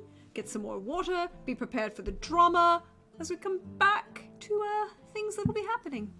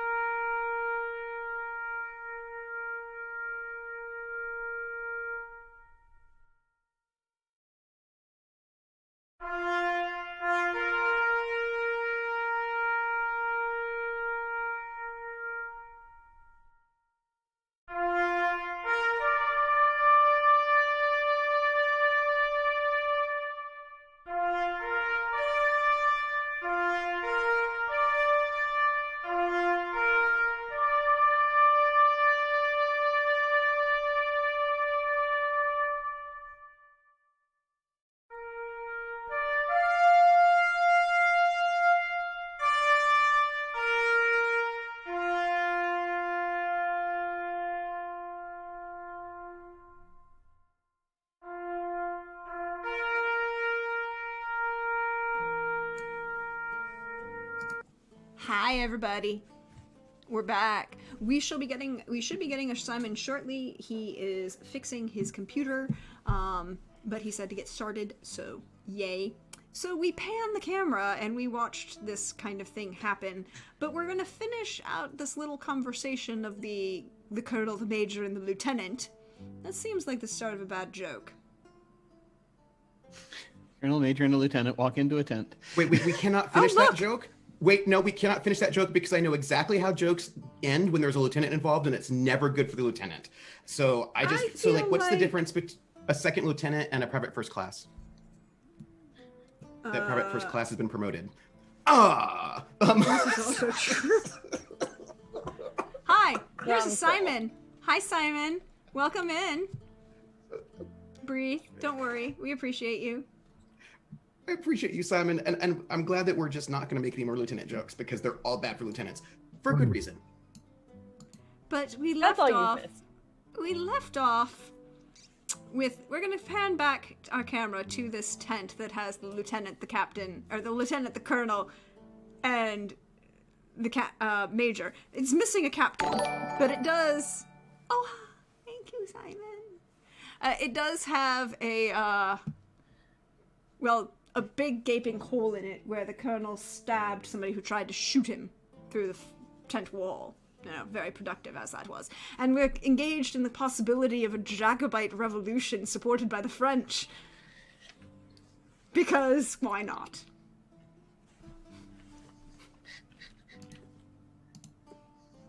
So, I believe the colonel had a question about Major Atkins. That's where we left off. Yes, and we determined that nobody knew where he was. Yeah, I saw him about a part of an hour ago. I think at this point it is. He came by the tent and came by the medical tent. And we chatted for a little bit, but not seen him since. Well, I suppose I will have to have someone else assist with the interrogation. But I'm going to need a group of soldiers to detain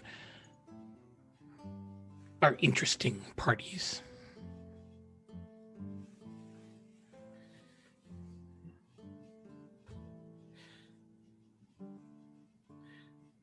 Yeah, I do know that while we've not got anything more than a, shall we say, a link of circumstance with the two that I've mentioned, I do know that I had heard rather things about Lieutenant Ingram's ancestry that would suggest that perhaps his interests in Scotland are would rather motivate him toward things. I'm afraid I actually have not managed to speak with Mrs. Bisley enough to learn of her own derivations, but I suspect she might have similar sympathies.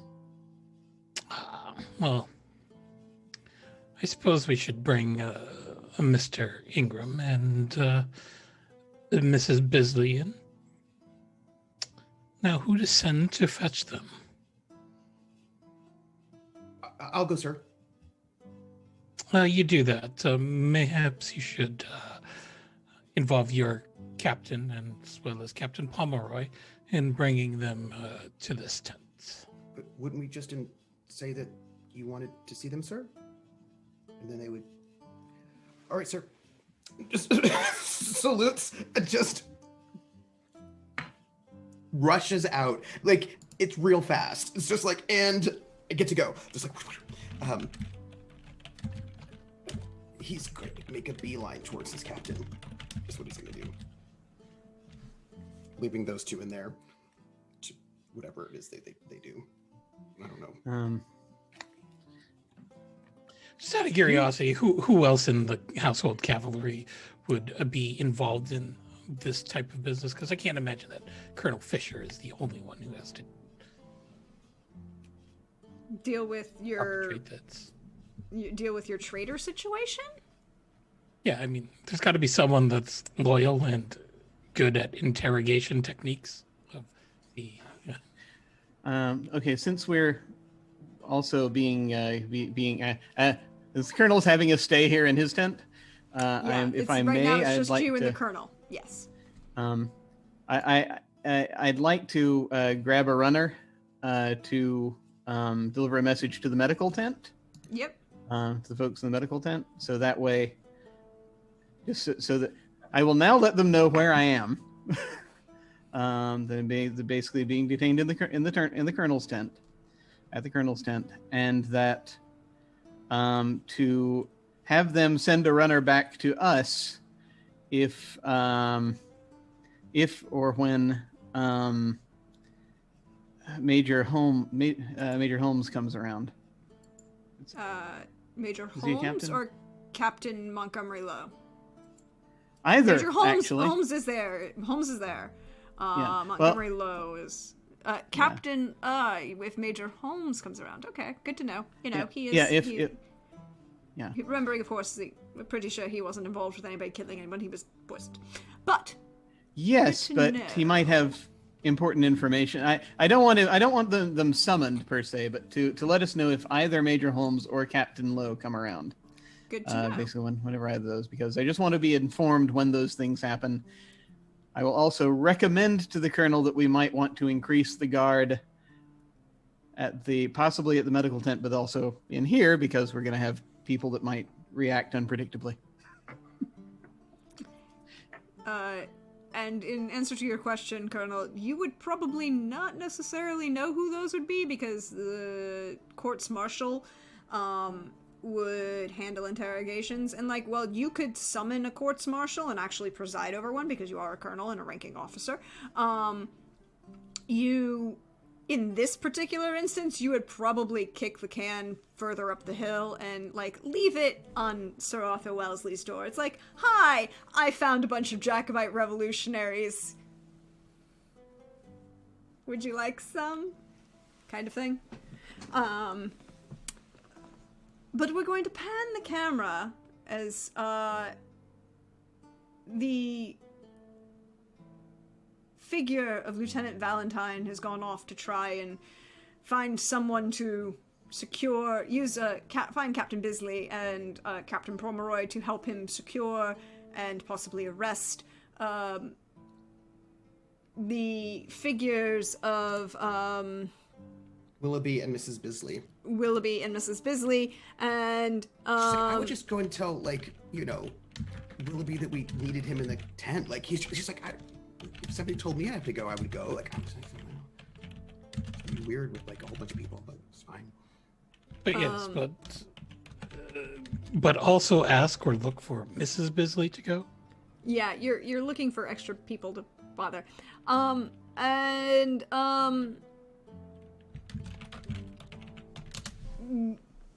A figure comes slightly hurried up to the good lieutenant. Slightly shorter woman, dark skin, dark hair, brightly colored dress that seems slightly out of place in a English encampment, but somehow makes Spain look so much more lovely. Lieutenant Valentine, it's your dear wife. I'm I'm clearing a beeline, and then I see my wife, and then I just sort of get distracted because that is how he works. Oh, my dearest, how are you? Is everything all right?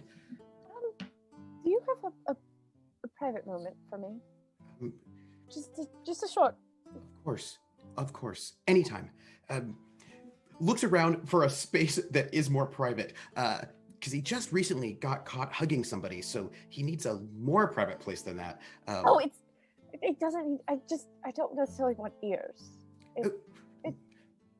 And he's so scandalous. He gives a scan for a place there where they could be less observed and heard. I mean, you can kind of slide slightly. Based on where you're located, the most quiet location would probably be the Scandal Alcove. Ooh, let's go to the Scandal Alcove. Oh. Come on, I know just the place.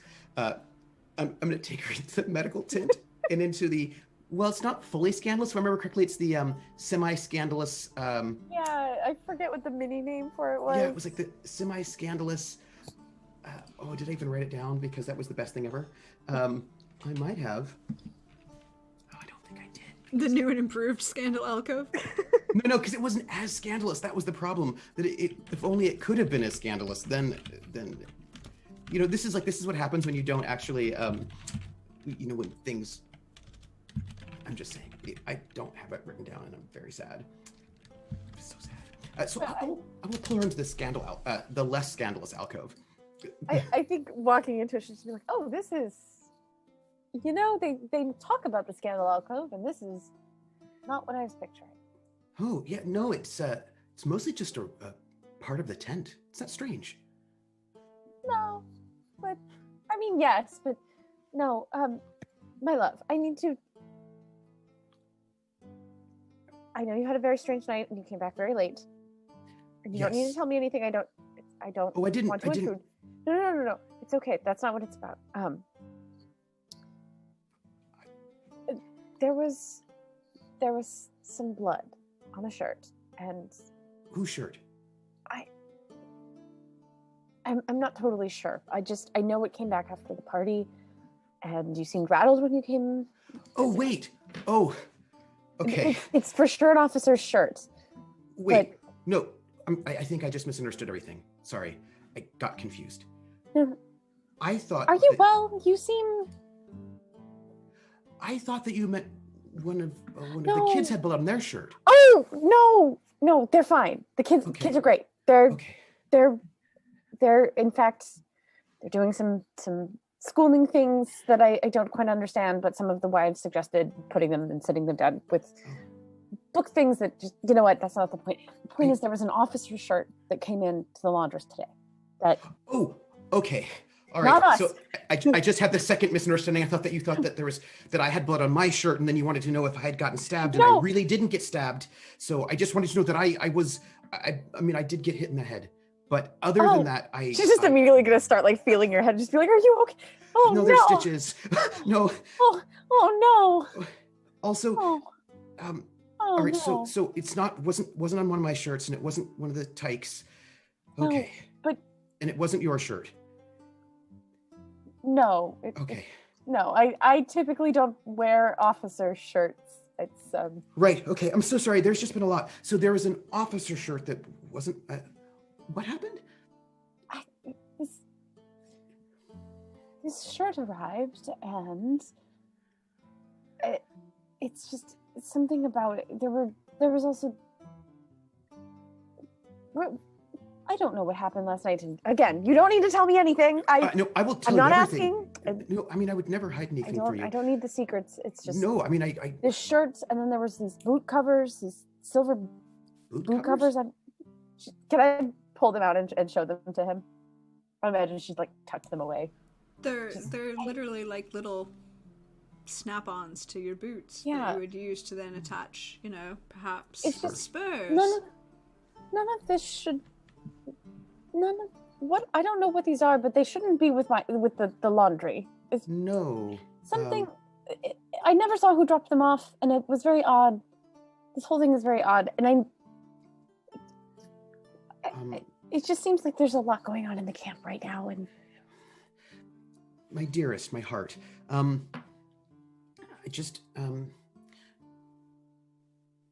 These were dropped off when? Well,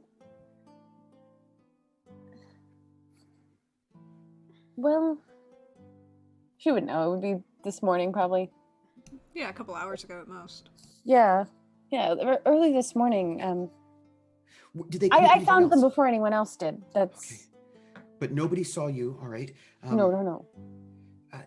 Did they come with anything else? Were they wrapped in like a coat or anything? Just the shirt and these boot things. Well, I should probably take these to the doctor, but I do have to tell you something. It's important. I have to tell you two things. They're both important. I should probably tell you more things than that, but I'm going to start with the. Do you So I have a lot of news, but I feel like the most important one is, could I invite someone to dinner tonight? If I get to come to dinner tonight, there's stuff going on in the camp. But if I could I invite someone to dinner tonight? Would that be all right? No, that's fine. But what do you mean you might not come to dinner? That's guest fine. I just make a little extra. Not a big deal. I hope. I mean, there's just a lot going on, and I hope that they won't keep us late or anything like that. But I just found out something really important. Okay, look. First off, there was poisoning and there's shooting and there was a lot of things that happened last night. But that's not the important thing. The important thing is, I mentioned Ben Perkins. He's the private. He's from my hometown. Do you remember? Yeah, you pointed it out. You mentioned. Do you know what he just told me? I realized that maybe this is not as important as like all the shooting and all the stabbing and also poisoning. There's people dying. I didn't shoot anyone though, or stab anyone, or poison anyone. I mean, I suppose you have to do what you have to do, but no, I didn't. Also, I forgot to bring something back from for the kids because got kicked out of the party. And anyway, Ben Perkins is my brother. That's what he said. Oh. Yeah, and I didn't know that, and he told me, and so. But I thought you said you've been in touch with his mother. I have. She writes me letters and checks in to see how he's doing and how's everything going, and you know, I mean, Mom also writes. I mean, but yeah, but apparently he's my brother, and yeah. So I figured since he's my brother, we should probably, you know, invite him to dinner and invite him in. I mean, yes, but how does this is a? I mean, my heart. It seems that you've taken this on, and I am very proud of you for being such a good fatherly family man. But are you? What the poisoning and the shooting is obviously the first thing on my mind right now, and obviously, like, well, you know, your family is family, and we will welcome young Perkins in, and that's not a question. But how did he seem about all this? It seems like very out of the blue. Right. So I thought that he found out he was doing all the murders, and then he was going to go and confront the person and challenge him to a duel, maybe, which I figured would probably get him killed. So I tried to save him from a duel with a murderer. But that turns out that wasn't it. I thought it was, and it seemed like that's what he was talking about because it really seemed like that's what he was talking about. But then I think I got confused. But oh, my heart.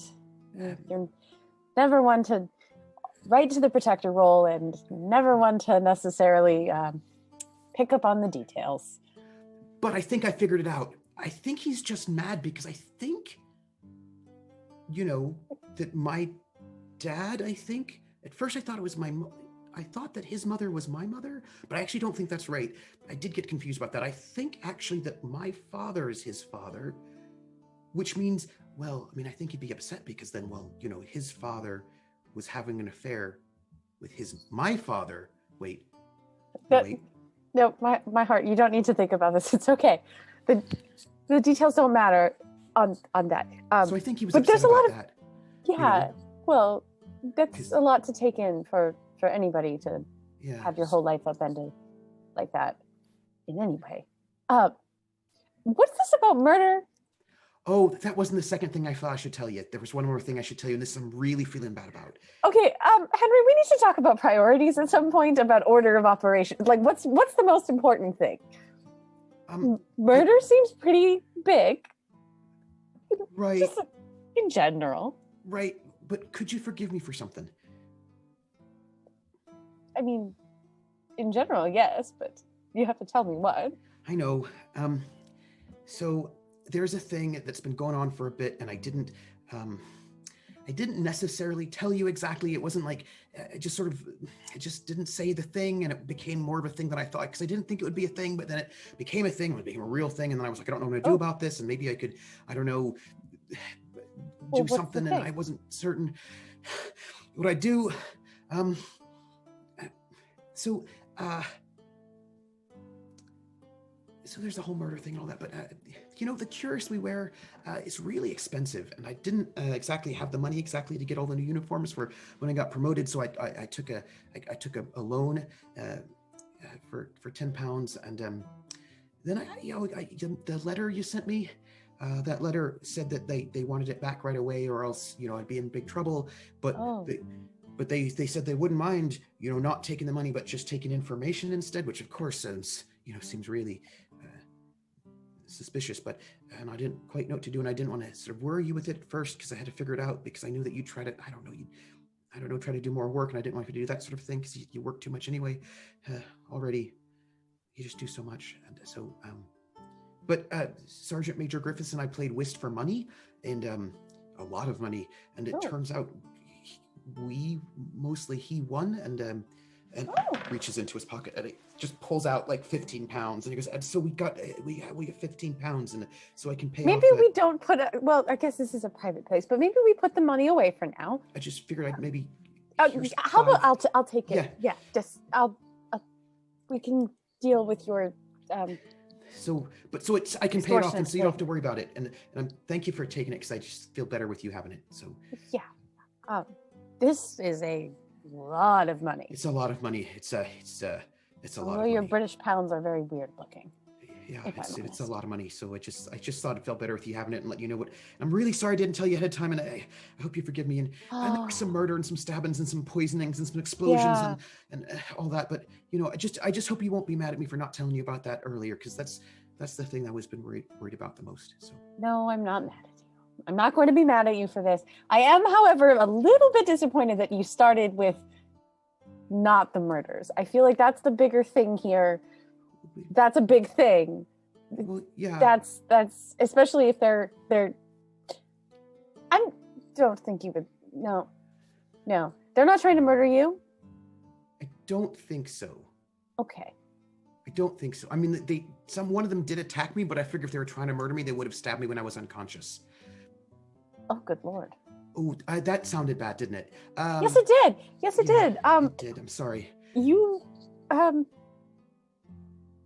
just please be careful, because I No. can't stress enough about how much it would hurt to lose you. You know I'm that. not going anywhere. I mean, there was that big explosion. I almost probably died there, and then that people. Henry, I feel like, again, the order of operations. It'll be okay. I'm pretty hard-headed. Even if I had to get hit twice, once with a really large pitch of furniture that was flying through the air after a huge gunpowder thing exploded, and there was a huge fire, and there was probably an assassin trying to kill the doctor. And then, the second time after, probably an assassin hit me in the back of the head and there was like a poisoning, but I didn't, get poisoned at all. So that was fine. That's good. It Um, would be a bad way to go. I guess. But I think it'll be okay. It's just that I think there's some kind of a thing about, I think there's some people that are trying to, do bad things. They're trying to assassinate some people, and maybe, I shouldn't tell you this, but I'll tell you anything. Somebody just tried to kill our colonel with a gun, and they just, it was, but that was okay because he didn't get killed. So, Well, this is an important question to me. That is the camp. So should I be getting the kids out of here? well, that's why I asked us to I make mean, sure it's a that, bunch of soldiers. I guess you would think, but then if assassins are creeping in among the soldiers, I think some of the assassins are the soldiers. Oh, wait, you don't know my captain's wife, do you? what, the pretty lady with the nose that's upturned all the time? Like she's. Yeah. I don't know her well, and Okay, so I frankly don't would talk like to her. not. Don't No, talk to that's- her very much. That's good. I get the feeling that we wouldn't have a lot to talk about. Probably not, and she might be an assassin, so I don't know. She, That's definitely not the kinds of things I've seen her up to. What do If you I'm mean? honest. Well, I know you love your captain and everything, and I've let's just say that sometimes I see her in the company of people that are not the captain. It seems like everybody knew this, but my captain and me. He got upset about it. I his I feelings are didn't hurt. want to. I didn't want to be a rumor person, and No, I you didn't know, that's want you because to. you're a good person. And I don't like rumors either. Just don't want to spread Right. gossip. No, gossip is the lowest form of communication. As we Thank know. you.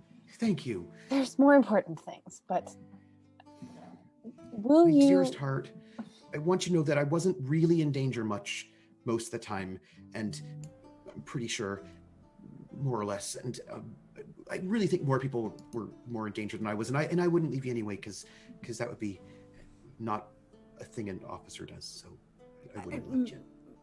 My dear Anushka, Hmm? you hear a sound Uh-oh. of somebody in the main portion of the tent. Calling. Well, calling, huh? Who are they calling for? A I'm sure I doctor, don't I even notice. believe. Sure, I don't. Is there anyone here? And like, I'm clearly not paying attention because my awareness is Yeah. it's- Your There's- awareness is not your passive is not good enough for this. Henry, there's someone here. That's I look around the scandal alcove as if there might be an assassin in the scandal alcove. It's like it's clearly like danger mode. Like, okay, hold on, wait. No. Like, she's just gonna like grab his arm and just be like, I don't think it's danger. I don't know who this is, and I think we should save the rest of this for later. right, okay, but one moment. And I give her a quick peck on the cheek. Okay, all right. And I'm gonna step outside just to see with my hand close to just within reaching distance of my saber, just in case it's an assassin, because we've had a bunch of those. Oh. It is not an assassin. It is your new friend. That's a strong way of putting it. Major, Your new friend who prevented you from dying, I want to point out. I was unconscious. I have no idea about that, if that's Yeah. true or not. So, I was unconscious, and when I woke up, he was not in the room. Before I went unconscious, he was provoking me, and then I was unconscious, and then I woke up, I didn't talk to him. So like, I just feel like my new best friend is a little overstating the situation. That's all. A little. Yeah. And I actually only got knocked unconscious because he provoked me. I mean, that's kind of what happened. Mm-hmm. So I put my hand, I was like, Major, I hope you're well. And like, I'm kind of like half out of the scandal alcove. And then like, I step all the way out with, sorry.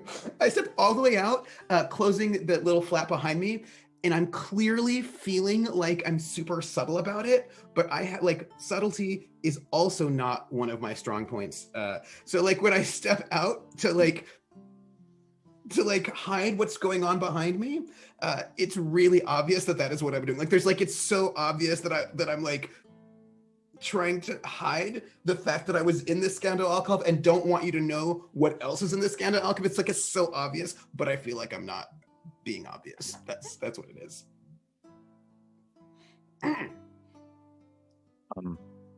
Is there anything in there you don't want me to see? No. No. There's nothing in there. It is fine, my good lieutenant, I believe. Sir? We all have our dirty little secret. I don't have any dirty secrets at all. And Anushka just walk out and be like, just standing there next to her husband, kind of like pat his shoulder. Major, this is my wife, Anushka. This is a French prisoner of war on parole. Oh, I am Major Antoine Laurent, and I would bow down and like put my hand out. so the Anushka will be like, oh, this is fine, whatever. And she'll just hold her hand. Like, okay, fine. Enchanté, and I would kiss her hand. Like it's all obvious, all of it. Like it's just like, it's just, Oh, she's partly doing it to fluster Valentine a bit. and it totally works. Like you don't even have to try that hard. It's just like I think Anushka would normally take this as a sign to lay into a little gentle ribbing and fluster her husband even more, just because it's fun. But I think she's very worried about him at this point, so she's just like, "Oh, how do you know my husband?" I met Lieutenant Valentine. Is that it? Yes, Lieutenant Valentine. We met last night. Before something happened. Oh, the famed party, I see. Yes. Your husband is delightful, by the way. I would very much agree, yes. You are a very lucky woman indeed. Yes. And he's, at this point in time, what's going on, and again, because he has no way to hide anything, his deception is a 1. It's very clear that he's like, wait, I don't understand how this conversation's going. What's happening? Is this, it's clear that he thinks he's missing something. He's like, there must be subtext here, but I have no idea what it is. And he's like, wait, he just said something nice about me, but I don't know what, And like, it's very clear he feels like something's happening and it's going over his head and he has no idea what it is. Like, and he is not able to hide that at all because it's been a day and his wife is here and like, he's like, and this is like a Frenchman. Everybody knows how French people are. They're like romance machines. And everybody knows it. So like he's just clearly like feeling that he's missed it and he doesn't know what's going on and he's just a little nonplussed. Yeah. You know us French people. We can just spring gifts and such out of the blue to charm people into Yep, it's true. It's a true fact. Everybody knows it. Him. Well, I think Anushka will just be like, I'm afraid, Major, was it? I need to return to my duties and everything, and my heart. I will see you later. Hopefully. Your duties. Oh. Were you and the lieutenant? Oh. And he points to the scandal alcove. and she'll look at her husband. She'll look at the major. She'll just gesture behind and be like, "Oh, no. Oh no! I mean, I'm on duty. It's my uniform. No, I'm afraid that if that were the case, the good lieutenant would not be standing at the moment." Oh. And he like goes to cross his arms, but then winces a bit from the pain from the gut slash. Are you all right, Major? It's last night's wound. I need proper medical attention. Yeah, I think he got shot, or maybe also stabbed. But the good doctor did miracles on me, but I feel a pain, like a burning sensation inside. Oh, well, that doesn't sound good. I don't know medicine well myself, but that's probably bad. So, my heart, you should find the doctor, and I will. And he just glances over to Captain Lowe, who's unconscious. Like, there are just a lot of people in this tent who our good lieutenant does not trust. And he goes, "Well, Major, if I might beg a favor." I'm gonna go let the doctor know that he should come rushing by right away. Could you just be here in the tent with my wife until somebody else comes here, because there's and he just sort of like nods over to the captain, who is one of those bad people. Yes, Captain Lowe is the gentleman that you threw off the railing last night. Oh, I look at him, and then I look back to Valentine, and I say, I am surprised he is still in one piece. Yeah, but what if he just wakes up and jumps up and does something suspicious, So Our mission to knock him out, Lieutenant. Well, sure, but I mean, just make sure that my wife's okay. That's all. I will do my utmost. I will do my utmost to See that no harm come to your beautiful wife. All right. Okay. Like, it's clearly that was like, and he's going to sort of rush off now to try to find the doctor and also the captain and also Pomeroy. And it's like a,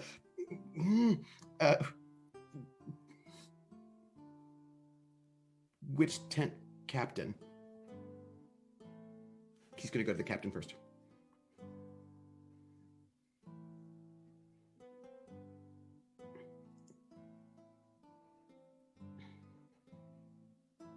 Oh, and I see them, so I start making my way towards them. I wonder if they're probably just heading this way, probably.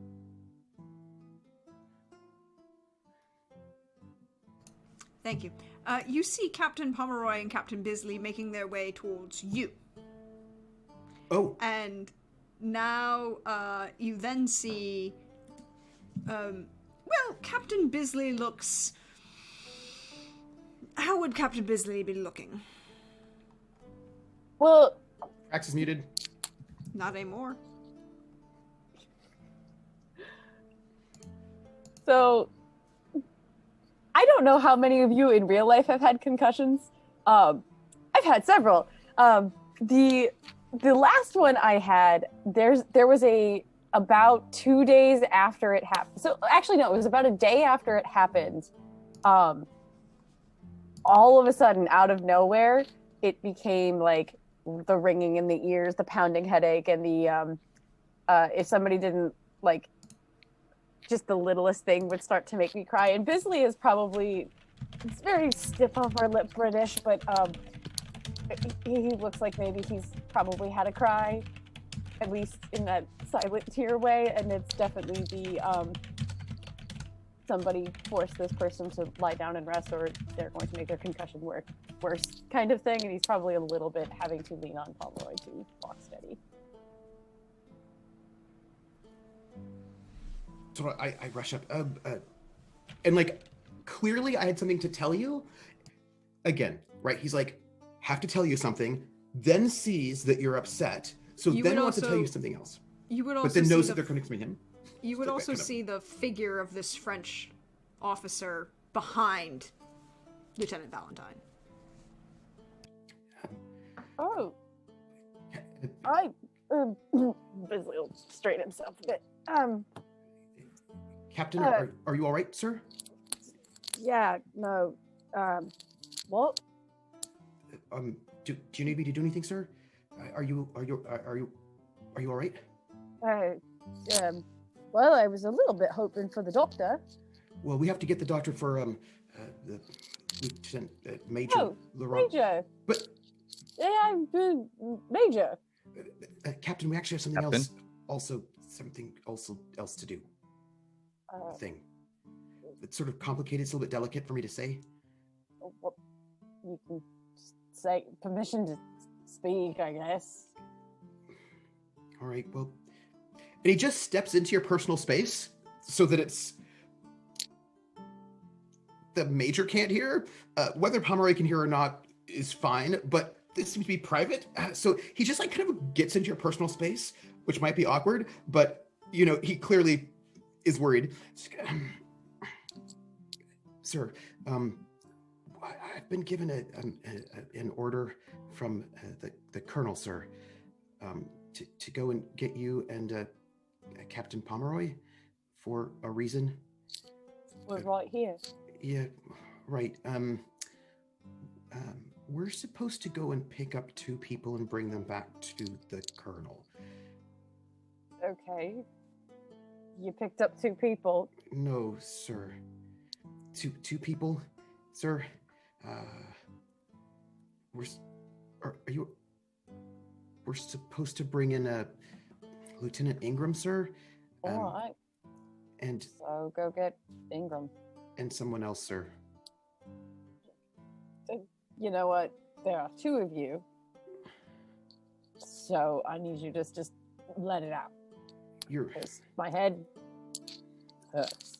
your good wife, sir. She's not that good, if you know what I mean. He's gonna like nudge Pomeroy. She's not that good.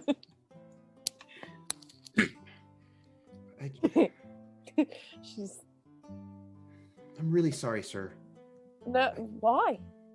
What? Because you're a good man and you don't deserve things like that, sir. So I'm sorry. Genuine displays of affection like this are not really normal. Valentine, maybe don't do that. But Truth is, I don't know when my good wife is. Nor do I know where my wife is. Sir, I feel like maybe you should see the doctor now. Yeah, that was sort of the plan. He's with the Well- colonel. Oh, okay, we'll just swing by and pick up those two, and we'll head over to the colonel and go see the doctor. Yeah. Where is Mary Elizabeth these days? Major Laurent, Yes. could you come here for one moment, sir? Do you mind, sir? Coming. I will be right back, madame. And he'll She will- exit the tent. Anushka will be fine. She can handle herself. I'm sure she can, but he's worried because, I mean, she's probably going to go back to the laundry. Yeah, probably. I just also don't want to do the costume change to do that. Mm-hmm. This coat takes a while to get on for some reason. And when the major comes close, the lieutenant goes to the major so the captain cannot hear what he says. It also gets into his personal space because this is how he tells people secrets. He just gets close to them so that people can't hear what he's saying. Other people. And he goes, Major, would you do me a favor? This close and in public, Lieutenant, I do not think your good wife would approve. No, I think she would. I think she definitely would. Oh. Yeah, because I know that she's really worried about me, and she thinks that I need to take care of myself better, and I need to, I think that she worries about, me physically a little bit, and so she worries about my body. I think so I think that she'd be very pleased that I'm going to ask you this question. I'm going to ask you right now, if it's all right. It's perfectly fine. And he'll put his hands on the lieutenant's shoulder and begin massaging them. Oh, thank you. That's very nice of you. Well, that feels really good. I had no idea how tense I was. Wow. Oh, you are very, very solid at the moment, Lieutenant. Oh, thank you. So, and he just leans in. So, would you accompany us? Because you can still perform, right? Indeed, I can. Maybe a bit less with the wound. But your wound won't. Is it too bad, or can you still do what you need to do? I believe that I might need to lie on my back a bit more. Well, that doesn't make any sense. I mean, it's much better if you do it standing up. Well, I could probably do something standing up. It's just I'm afraid that too much movement might lead to the stitches coming undone. That's true. It's probably gonna be. I mean, hopefully it won't be too vigorous. Hopefully it'll be just real, just regular, and there won't be any sort of trouble or anything like that, and there won't be any stitches popping. But but I think you just being there and just being sort of strong and being a good presence would probably be enough, don't you think? Oh, if you just want me to be present and not actively participating, I can do that fine. Well, no, but I mean, you might need to actively participate. You might need to just get in there, But hopefully, you wouldn't need to just get in there. But hopefully, you could. It's just just be in there would be enough. And how soon do you want me, Lieutenant? Oh, I want you right now, this very second. I kiss the lieutenant.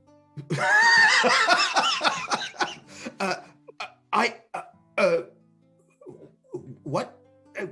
Is that not? I thought. Wait, you were. What you said. I just maybe. What? Oh, It's I'll straighten his uniform as I say. It's a form of French greetings. oh, I think something got lost in a translation. oh, I, oh, hold on. I It's, just totally forgot what I was saying. I have that effect on people, and so does 3 or 4 bottles of wine. The good kind, not the British swill. I didn't have any wine. And you can see that he's trying to go back the whole thing he said and try to figure out, because he totally, it is out of his mind what he was asking for. And he's like,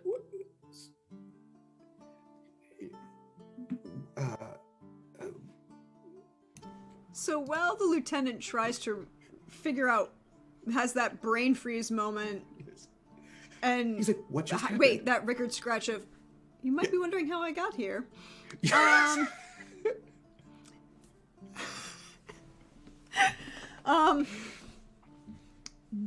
And then we're going to pan the camera to behind these two figures, and we see First, I would like to pan the camera behind the Major de Laurent and see what the good lady wife Anushka thinks of this moment.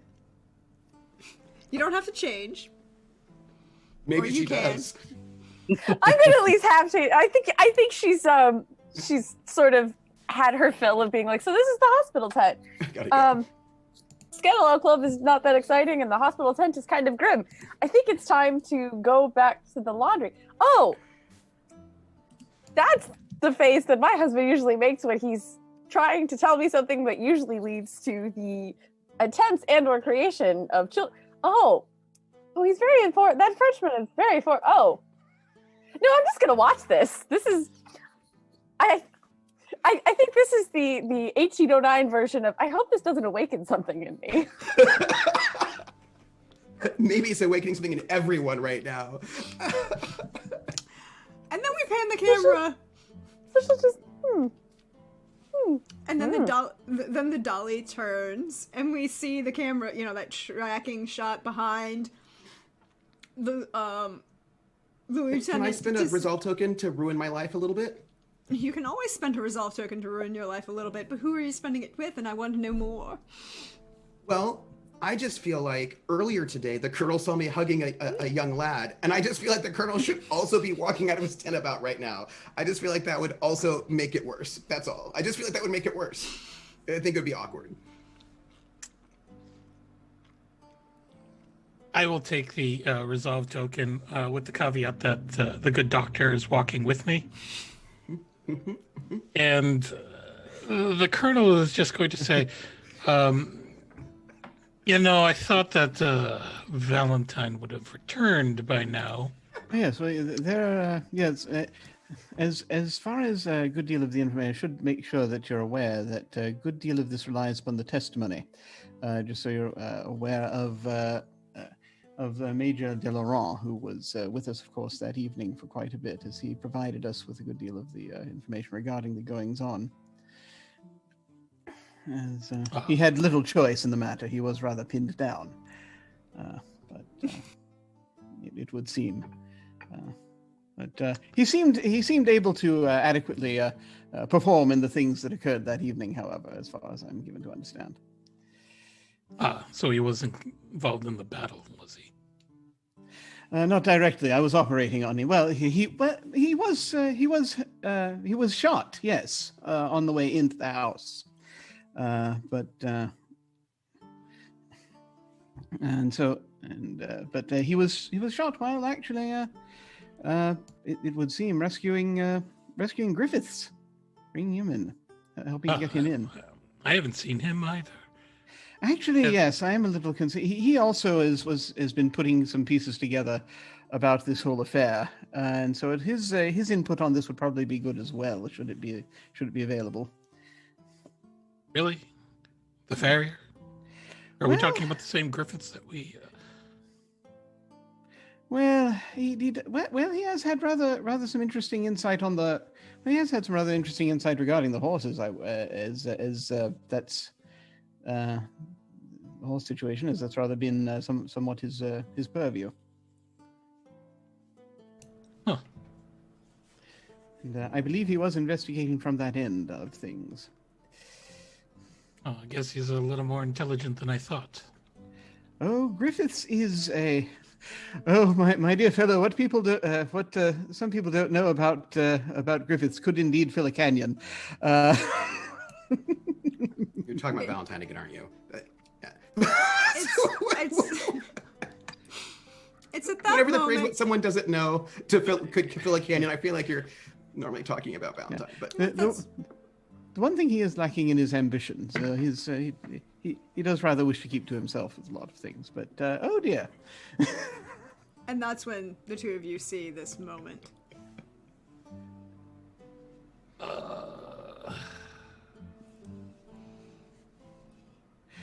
Wasn't Valentine married?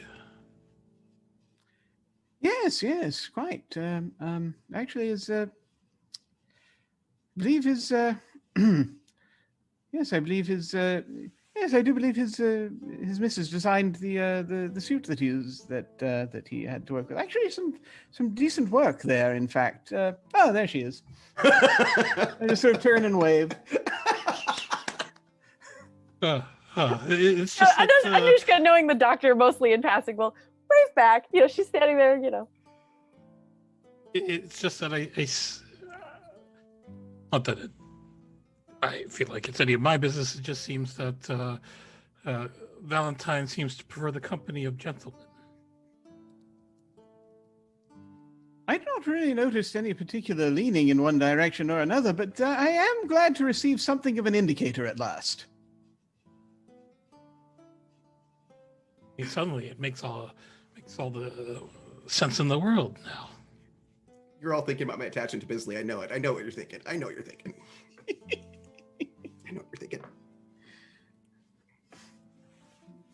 And then we further pan the camera to Captain Bisley and Captain Pomeroy,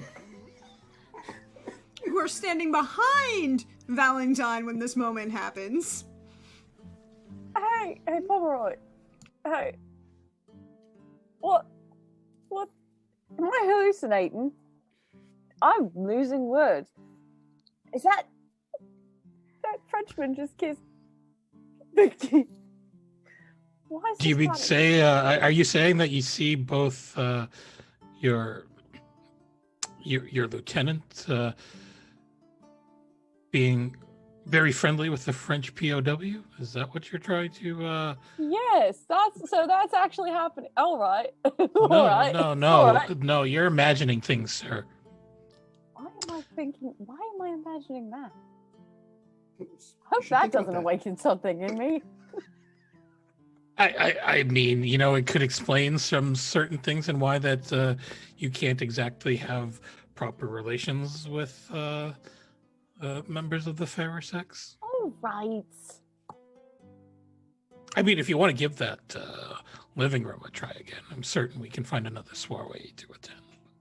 Let's worry about that later. Isn't that Valentine's wife back there? Oh, yes. This is a moment. Do you wave to her? Because I Yeah, would've- Palmer is if gonna you're wave do cheerfully. a jacket shift. Yes.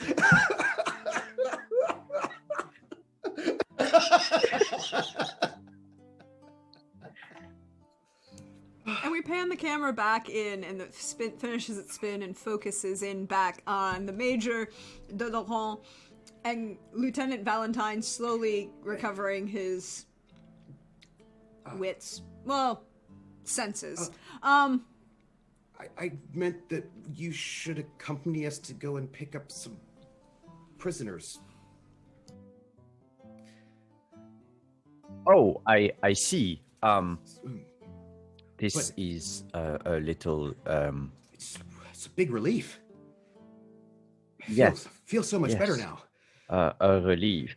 Absolutely. Right, because now I know that you weren't trying to, seduce my wife. You were just trying to Oh. seduce me. Oh, Oh, so I feel much better about that now. So I thought you were trying to seduce me. no, wait, did I? Well, you were getting there, so. Oh, you know, I I'm not great with that, so that's thank you. I feel like that's a You compliment. just need. It's because you are too coincé. You need some. You need something to loosen you up. Well, I don't like, I like to be, stiff, Well, that is a good thing in the bedroom, but when you Oh, are flirting oh. with people, you want to be a little looser. Right. I just realized I just said a thing that sort of had a different implication and I didn't. But yeah, I just picked up on that A one. lot of things you just said had a lot of implications. Really? Oh, you would be amazed, my good lieutenant, to see how many words have a different connotation in French. It is, after all, the tongue de l'amour. I that's because that's true. It's what they say about the French. But I'm still mad at you. I'm not that mad at you anymore. But I mean, I How was could mad you? at you before, but now I'm not mad. The point is, what I'm trying to say is that we're supposed to go pick up some prisoners, and if you would come along with us, I would, Help? But you're not supposed to tell the captain that I'm asking you to come along with us because he might think that then I think that he's not capable to handle prisoners. But he's been hitting. You're doing it again, What? my good lieutenant. You're not being loose enough. Trust me, and I'll put my hands back on his collarbones His and ball start tendons. massaging again. Oh, Trust me, I can keep quiet when I need to stay discreet. After all, how did I get? Shit. Now that's Simon forgetting the word. How could I, handle and manage 4 concubines at the same time? wait. What? Really? Discretion is my. 4 is not a lot in France. I just don't even know what sort of world we live in. Everybody seems to be just. I don't. That's. Having a good time. Colonel. I'll move in back of Valentine, but I'll keep massaging his shoulder. Like his lats are just tense. I'm gonna just tell you, this is. I imagine you don't need a roll for this. He's such a tense lad. He is just so tense all the time. That is a thing about him that he's just very tense all the time. Yeah. I figure his shoulders are always up because of all the tension. Yes. Yeah. And he was relaxing, and then you just got all tense again. We're about to carry out the orders, sir. Are you sure? Because it looks like you're taking a short break here. No. I mean, I get it. Sometimes it's only a man knows what a man really wants. But we're in the process of dealing with traitors. Me too. Yes, sir. That's we're gathering the group. We could call a party, Loser. a party to get.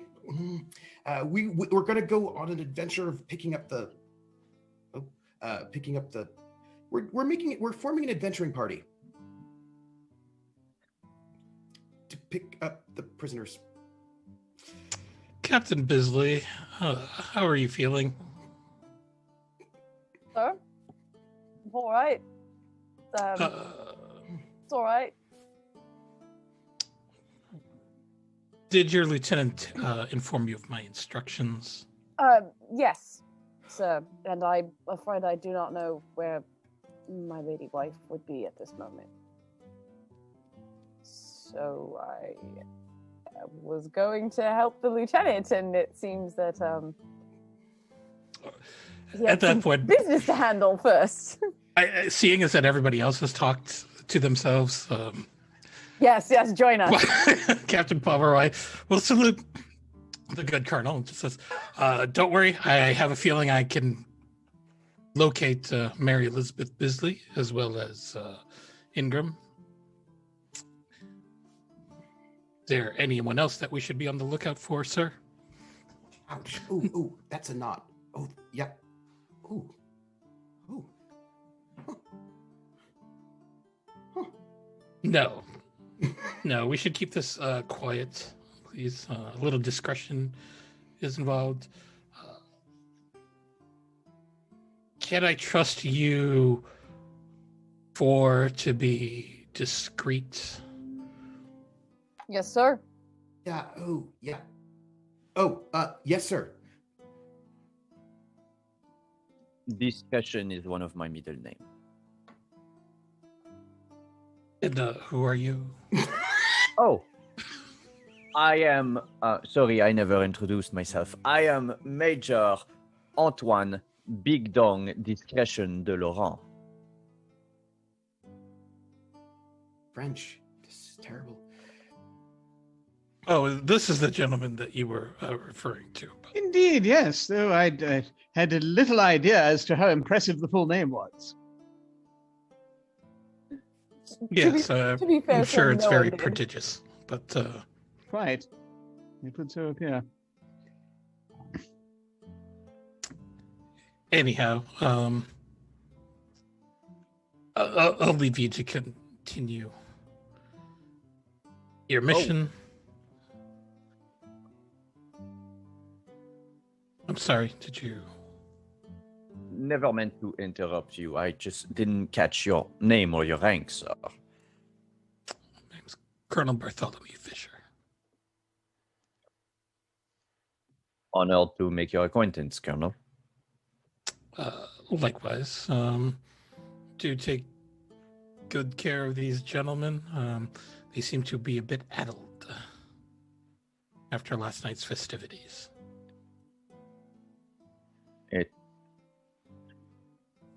It was something that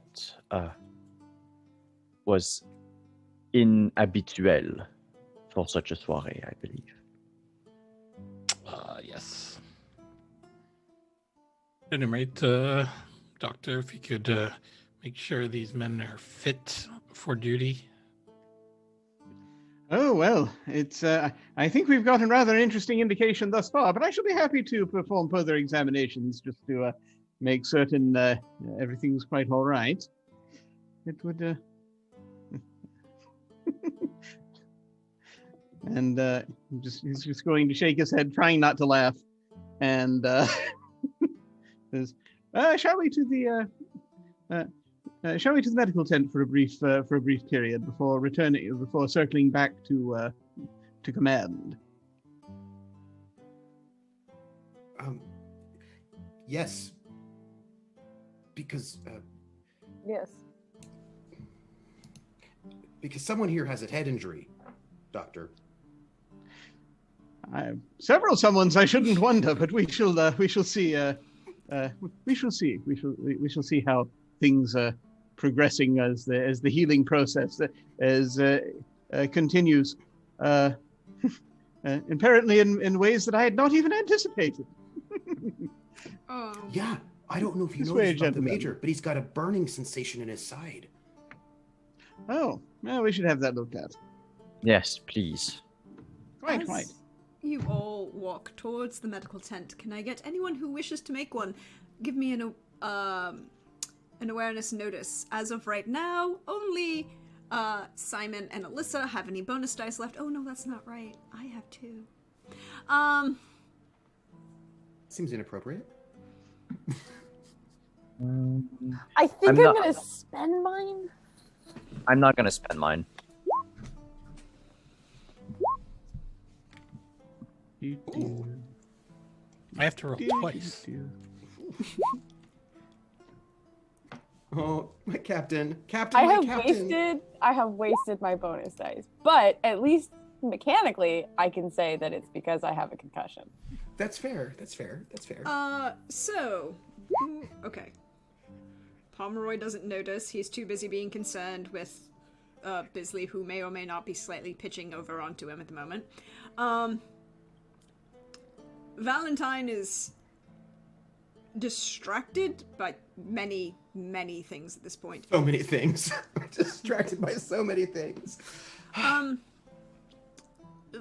Colonel, excuse me, Dr. Fletcher, you hear something odd, but you can't quite place it. It's a little off, but there's a lot of noises going on at the moment. You're looking around. Major de Laurent and Captain Fisher.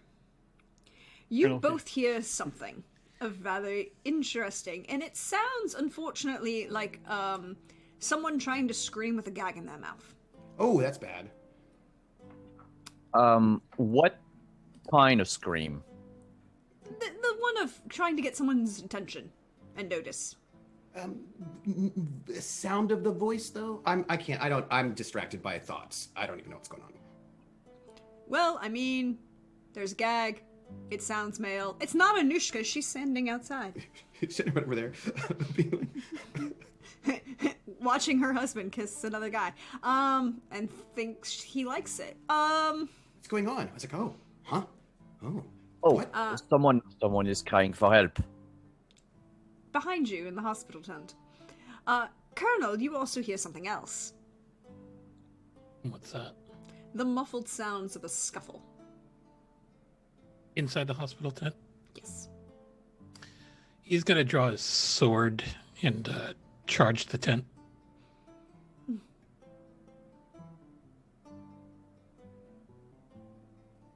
Tension. Tension. Swords. Violence. Danger. I'm gonna hang back a bit, if only because wound still, Also, you're unarmed. Technically. pretty much.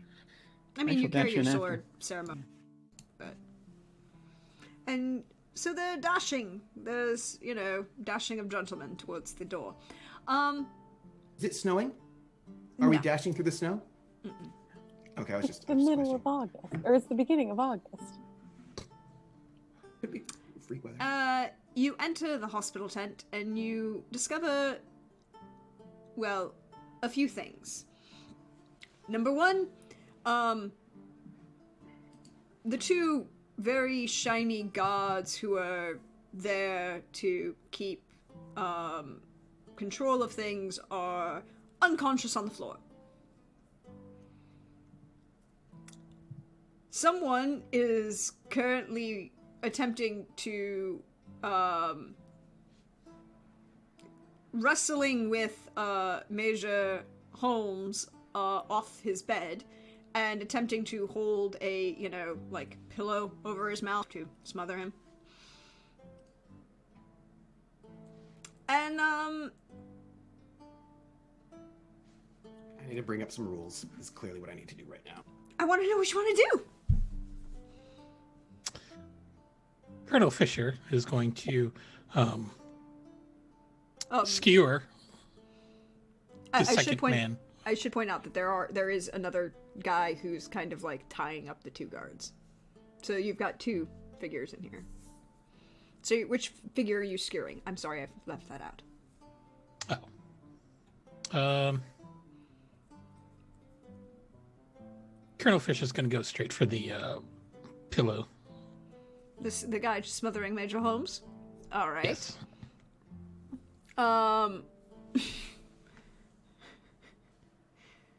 And what is Lieutenant Valentine doing? He's muted. That is entirely true. I'm going to. We might want to talk to these people. So I'm gonna, rush up, and with my saber, I'm gonna clock the fellow who's trying to tap the other fellow in the back of the head to try to knock him out, which I think is going to be an aim and then an attack. Mm-hmm. We're just gonna get everyone. I'm gonna give you all a round, so just gonna get everyone's actions so I know what they're doing, and then we're gonna roll once. Mm-hmm. All right. So we've got this freeze frame looking down kind of thing. The Fisher doesn't talk to people. He stabs them. It's what he does very well. Going to stab the gentleman trying to smother Major Holmes. Lieutenant Valentine is using his saber to try and knock somebody unconscious the same way somebody knocked him unconscious the night before. Look, I just want to increase the head injury counter. That's really all I want. Like, I see that. I see that. Major de Laurent and then Captain Bisley. And Pomeroy. Pomeroy's there too. And Pomeroy. And Nisha's going to take them all out. I'm just going to note it. She's going to take them all out.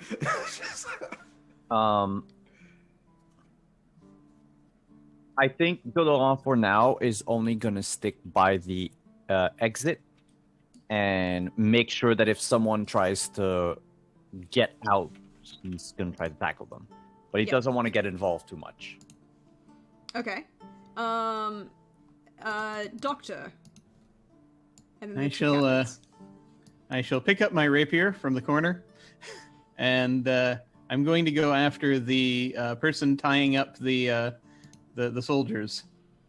So the two of you. All right. So I'm going to do a thing to make my life easier.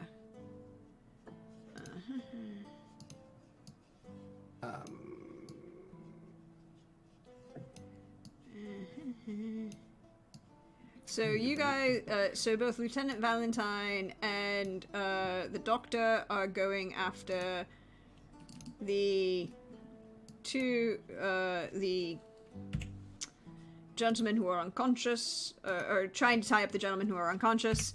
So I need, which are here, and then we've got this guy over here. Right, I'm just going to, I give you basic thing. It looks very, very basic. There you are. So, and then, so this is the gentleman who's trying to suffocate a guy, and then this is the gentleman who's trying to tie up a guy. Cool. And then Captains Bisley and Pomeroy. So there's only the two people, Mm-hmm. and I presumably That you can see only at the moment. have, and I have no awareness notice to save my life, but I may stay sort of around the edges since people seem to have the other two fairly well taken care of. I will begin to just prepare if anybody charges for the door, look for other exits. Mm-hmm. All right, so the two people who are injured at the most are keeping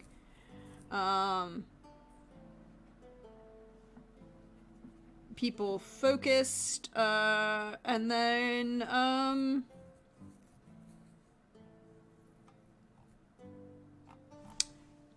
are trying to keep everybody composed. And Pomeroy, what is Pomeroy doing? Pomeroy is going to try to shoot the guy holding the pillow. Okay. Before Colonel Fisher can stab the guy. And he's going to go for a shot that won't be a kill shot. Okay, so we're going to go in order: Pomeroy, Fisher, Valentine, and then the Doctor. Okay? So, Pomeroy, roll your attack. Oof. Well, that's going to be unpleasant. That is, hold on, I have to look at the thingy. I have to look at this one. Ooh, that's only 2 degrees of success. So, roll 4d4.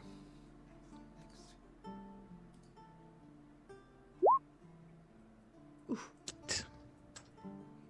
That's not good. That's not good. You do a lot of damage. You fire once in this gentleman's back, and he is bleeding profusely and kind of stumbles off of Major Holmes and starts to stagger.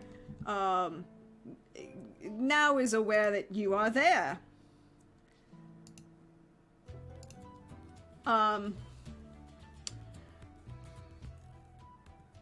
Valentine. All right, gonna try to clock him in the head, as you do. Mm-hmm. I will roll my brawling since I'm not actually stabbing at him. Yeah. A 19. Oof. Also 2 degrees of well, no. 1 degree of success. Or 2 degrees of success, sorry. 2 degrees of success. So would you count this as either a gauntleted fist or an improvised weapon? An like a heavy chair leg or a chair leg or a heavy flagon. So either an improvised weapon. So that's damage is athletics -1, which would be a 2. So that's a 2, so 8. Athletics. So the damage is athletics for an improvised heavy weapon. It's athletics -1. It's 1 which times 2. Yeah, then times by 2 degrees of success, which is 4. Yeah, 4, not 8. 4. Oof. So I'm gonna do 4. He's going to fall backwards, fall forwards because you hit him in the head. He's still up, and he's going to try and turn around and stab at you, but Fisher and the doctor get to go first. I didn't know he had a weapon. He was tying somebody up. Sorry. You didn't see him. He probably pulled out a weapon like some kind of what do you call it? Villain. So the colonel is going to attempt to secure the gentleman that Pomeroy had just shot. Mm-hmm. I should tell you that his combat defense is now higher because of things. Mm-hmm. That's fair, I guess. Well, things that he's done, it's fine. Okay. So go ahead and roll your fighting fencing. You're trying to use that weapon. I forgot my aim bonus, but it's fine. Oof, 14. 1 degree of success. Okay. And fencing is, damage is, like, 46.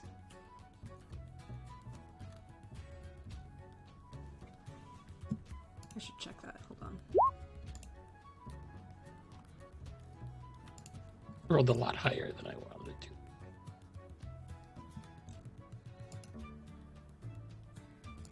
That's okay. He's got some things to do.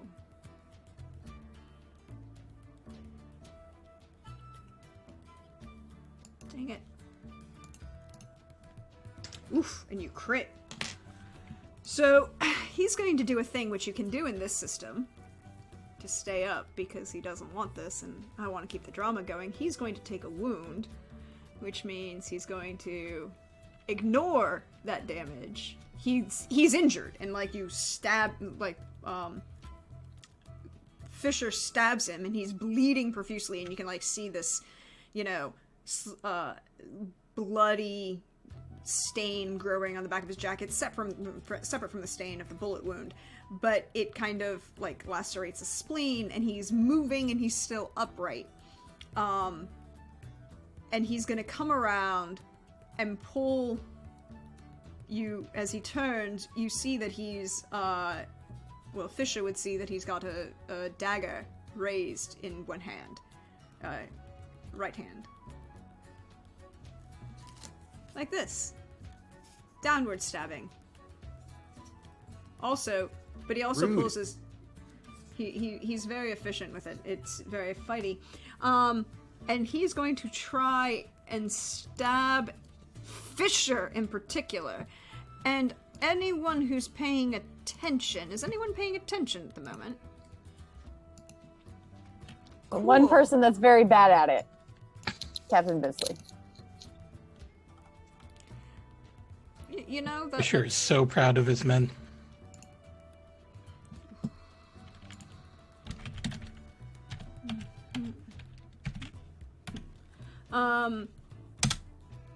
Oof. You rolled like crap. Does a 9 beat your combat defense, Fisher?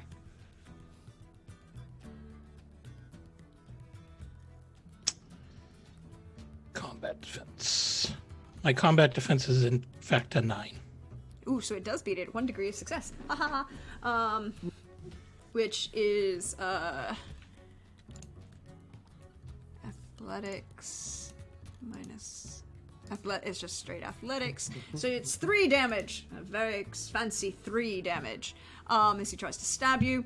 And he goes to stab Fisher, like, straight up jump him and stab him through the heart and try and force him to the ground. He doesn't get to do so because he didn't try in a maneuver. But he does stab you in kind of the shoulder. Your dagger gets kind of stuck there. And Fisher would definitely hear him. What languages does Fisher speak?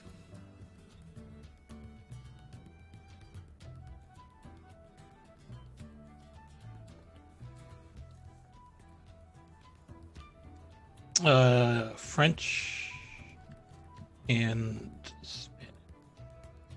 And English. Whatever he says, you do not understand.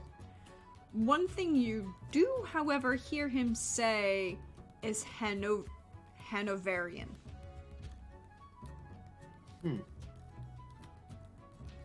And then the camera pans to the good doctor. What are you doing, doctor? As this other guy turns around with a knife in one hand and a club in the other, turn to kind of confront Valentine. Now, seeing that happening, pulling that out, I'll just present, "On guard, sir!" And I'm going to go at him. Go ahead and roll your fighting fencing. All right. Oof. 16. It's 2 degrees of success.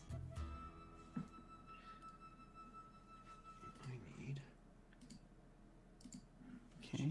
And what do I need to do? Do I need to roll something? Yes, it's 46 for the sword. 46. Gotcha. 13. 13.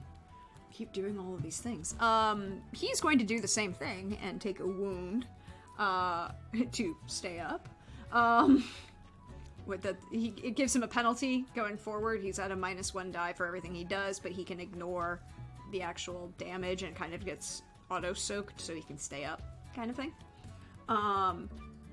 And describe what it looks like when the doctor very precisely stabs this particular individual. Well, it's very much like he's going to try actually to get him where he's going to be bleeding out, but try not to hit any vital organs. So I'm going to say the shoulder probably is the best thing for that. So it's like he's going to, as he's lashing out, I kind of sidestep the blade and just sort of go in and do a surgical strike to the shoulder. A surgical strike to the shoulder. It's kind of bleeding. His left arm kind of drops slightly, but he readjusts, grabs the knife in his hand, and goes sideways, holding the knife against the forearm, and he goes to slice and punch at the same time. Well, I'm gonna roll a d2 because you both heard him. But I'm in front of him. I'm right in his face. He's got to go after me, not the doctor, because I'm right in his face. Yeah, okay, fine. He'll hit you now. So he's gonna try and... Because this is the thing. Because Valentine is like up there, up close and personal, so that he's blocking. That guy can. The doctor can stab him. Does a 15 beat your combat defense, sir? It does. It does indeed. Cool. Our lieutenant does not want anyone else getting hurt. What? How many degrees of success? My defense is a 9, so that's by 2. Yeah, so it's 2 degrees of success. So it's his athletics. 6. Damage to the Lieutenant Valentine as he kind of tries to take this dagger and his sidearm and slash and stab. And he also shouts something. What language? Let me ask the question. What languages does anyone here speak? Anything interesting? Hindi. Okay, well that's interesting, but not I didn't think it would be relevant in this moment, but you did ask. I did ask. Also English? Totally not interesting. I'm not interesting, all right. Yeah, French and a little English for the major. I just have English, French, and Spanish. English and French.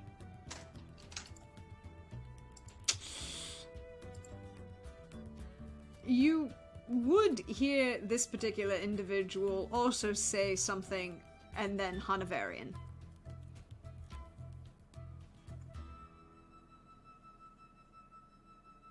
And yes, you very heavy accents on both of them.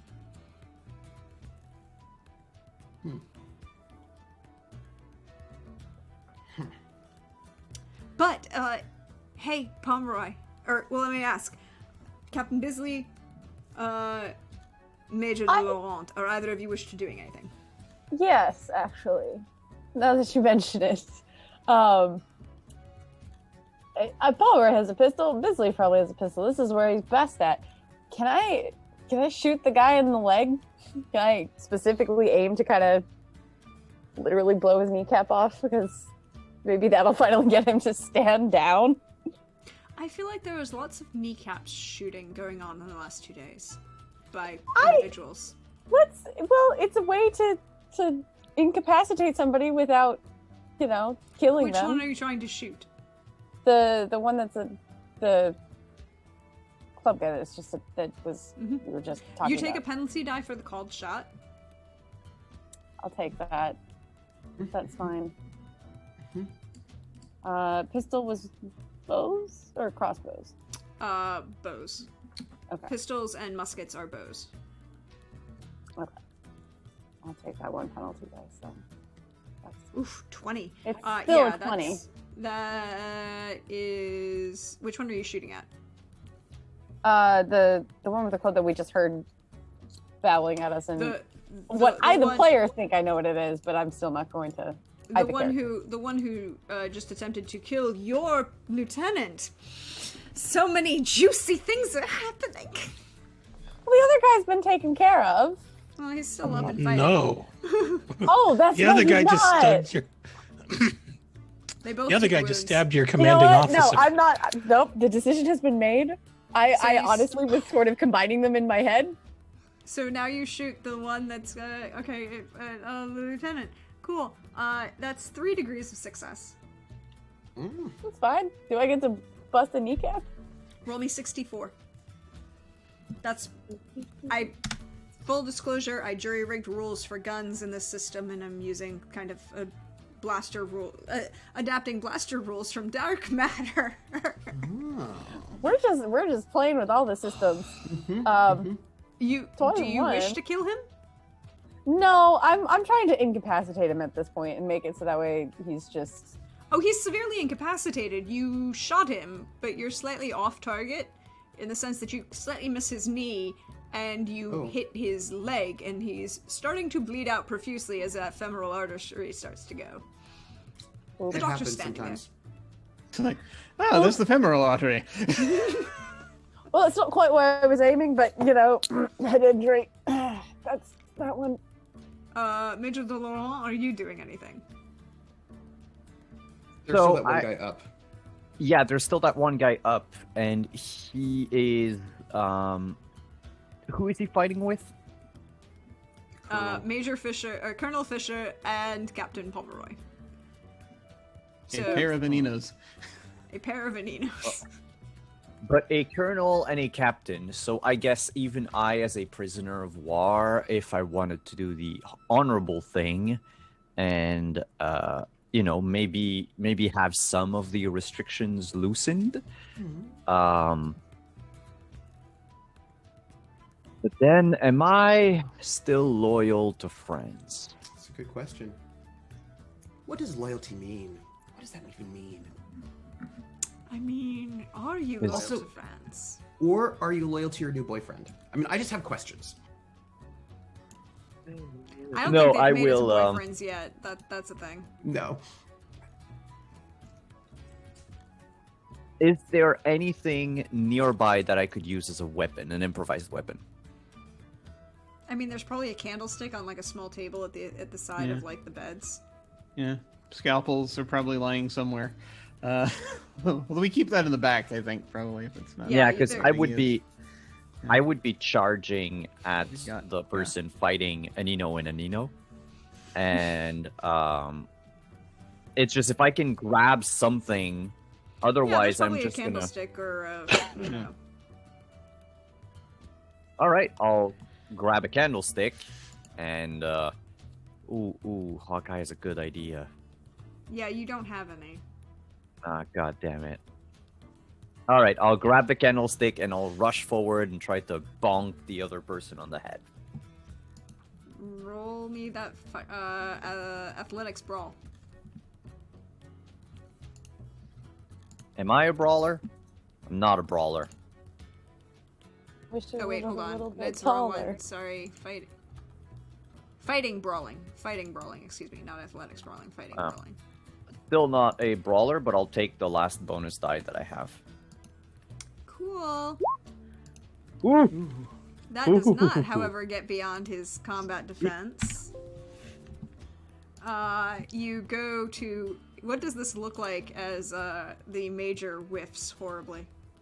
I think the major will charge forward like he wanted, but since this person is fighting against both the captain and the colonel, he tries to get a hit in without hurting either of them, and he just ends up, not being able to do anything, or maybe trying to hit the guy in the back, and he just he doesn't reach far enough. So, as this happens, by the way, I have to up that again. Wait, did that work?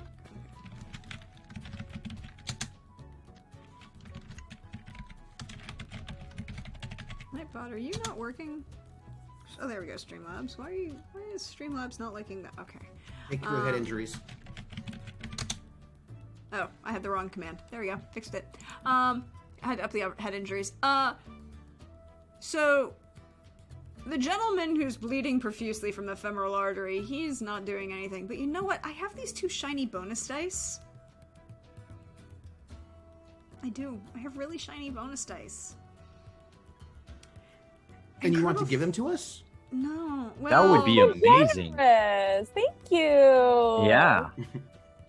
Wow. I'm going to give them to you. The method of delivery may not be one you enjoy. But it's so close Well, to at least. Christmas. Yeah, but my birthday's tomorrow. Or actually in see, 20 that's- minutes. Yeah. Ooh, all right. Yeah. I'm gonna sing All Happy right. Birthday to you, but when we end the stream, just letting you know. So I'm going to have him spend one of those nice bonus dice because Colonel Fisher's right up in this guy's face. And he has the thing. So what that means is my penalty is gone from taking that wound. Does a 14 get beyond Colonel Fisher's bonus or battle combat defense? It was 9, yes. Oh, that's 2 degrees of success. So Colonel, this guy is going for your throat, literally. It is 6 damage with this point of order. knife. Yeah. Can I spend a resolve token To do what? to take that wound? Can I see that he's going to go and kill my colonel, and can I interpose my body in front of it? I don't think that's a resolve token. I think that's a destiny point. I will Do do you that. have then. the destiny point to spend? I hope so. That's probably under character details. Mm-hmm. Experience glory. No, it's not on that page. It's under intrigue and combat defense. I do. I have a destiny point available. You may spend a destiny point to superimpose yourself because that's a resolve token is a little bit more. It's gonna screw me over, but I will. But to get across the because you were on one side fighting this guy and now you're gonna run over here and fight this guy in half a round, particularly bleeding yourself. Yeah. And that will give up my turn. I will give my turn for it. Yeah, that's going to interpose your turn. But I have a question. Does the 14 beats your combat defense, but does it certainly. beat your combat defense? What is your combat defense? We have the colonel and I have the same combat defense. Okay, so it's both. So you're I'm just also going to take the. Okay, I'm just yeah. Because that's just going to change what the thing is. I mean, if chat wishes to donate to Sway or wishes to do anything to Sway, I didn't the gift subscriptions I bought earlier, didn't that give us anything?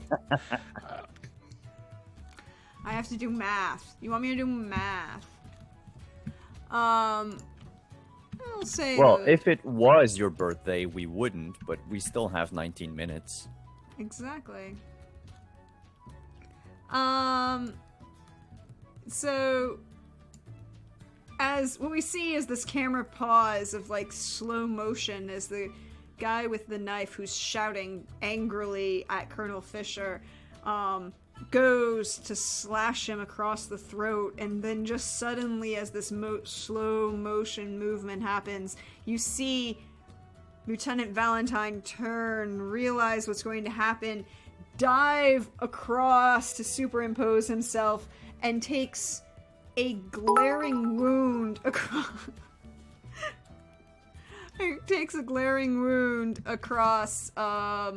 Ooh. What does 6 damage do to you? I'm going down to 0. You are at 0. Ooh. I am. As slices across, Yep. I'm going to say your just below your throat. Mm-hmm. So you're not, dead, but you're close in that manner. I knew it was going to do 6 to him. I was like, no, I can't have my colonel have. I'm down to 0. So then the next question is, that's what they do. Well, the other guy's bleeding out. So And I think I am out. Yes. you are I imagine bleeding that's out. how that works. You are bleeding out at the moment. You are unconscious and bleeding out. The next question is, what would Fisher and Pomeroy? You're up. Oh, that's me twice. Yes, double the Indian, double the fun. Wait, I just have to say this. No! Right? As I A Wilhelm scream. I got no! As I sort of like leap to interpose myself in between the colonel and myself. You just have to say it before you get stabbed, like right there, and then drop it. Ooh, I'm gonna spend a resolve token in a moment. Hey, Anino. What you doing? Which of your 2 wonderful, charming individuals gets to go? What would you like them to do? I think Fisher is going to continue to fight and will attempt to skewer his opponent without holding back this time. Cool. Go ahead and roll me that attack. Fighting fencing. Oof, 16. That is 1 degree of success.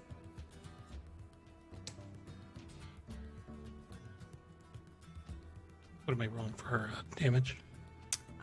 It's 46.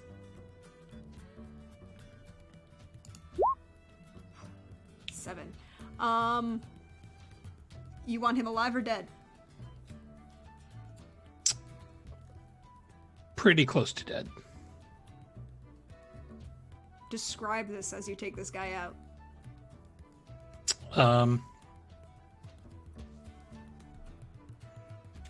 I think that Colonel Fisher is actually going to stand up angrily as Valentine comes flying over and takes the blow. And then he's going to grab his opponent by the hair and ruthlessly stab through the gut. Is this a Inigo Montoya, give my father back, you son of a bitch moment? More like a How dare you assault my a wayward charge within my cavalry? No, this is my officer. You can't touch him. They're mine. Only I get to hit them. Kind of thing. Yeah, pretty much. Which was legal for them to do. So he's unconscious, which means we'll take it out of initiative, out of combat. But at the moment, actually no, this is better.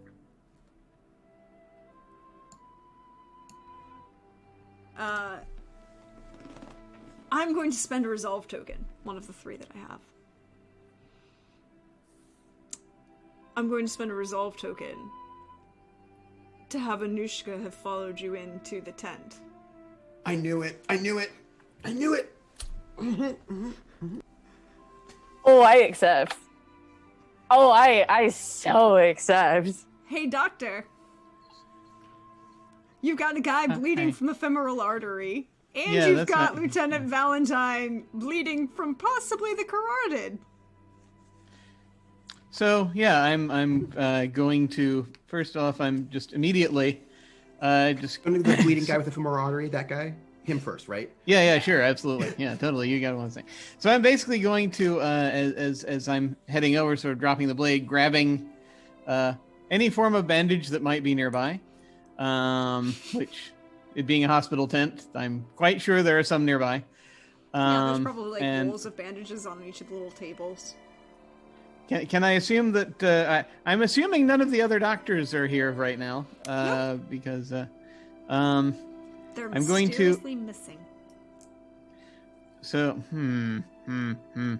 so I'm going to just look up at whoever happens to be closest to the guy with the bleeding femoral artery. Bisley. Bisley, I'm gonna yeah, and it's sort of there's a brief like half second of hesitation as he looks up and sees Bisley. Yeah, we know how there. Bisley is with like- heels.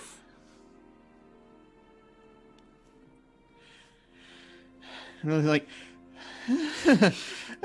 put pressure on that gent's leg, would you? Would you? We don't want his femoral artery to go empty. It would be rather unsightly. Oh, And, yes, unsightly. That's exactly the word I'd use for this. All right. You know. And running over and trying to stop the blood flow from the from the neck. Just go down, heading down. Now, Valentine. Oh dear, Valentine. Now, this is how you tie a more improvised cravat. Anushka, what are you doing? Freaking out, but in a much more dignified and quiet way than she probably would have ever thought she would have been, because what is happening to my husband is he's now bleeding and there's a doctor in front of him. I'm gonna charge over there and just watch the doctor do it. Or just, can I help? Does anyone try and stop her from moving?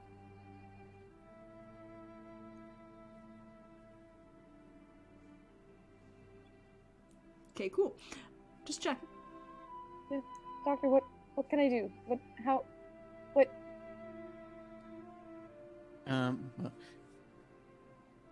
Pressure here while I'm doing this, Great.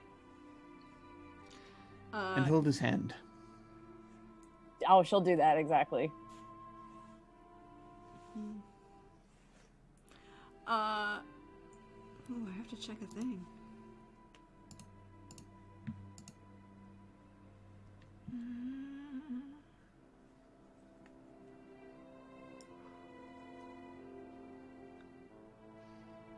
Okay. You did not suffer a killing blow. Because that's a crit.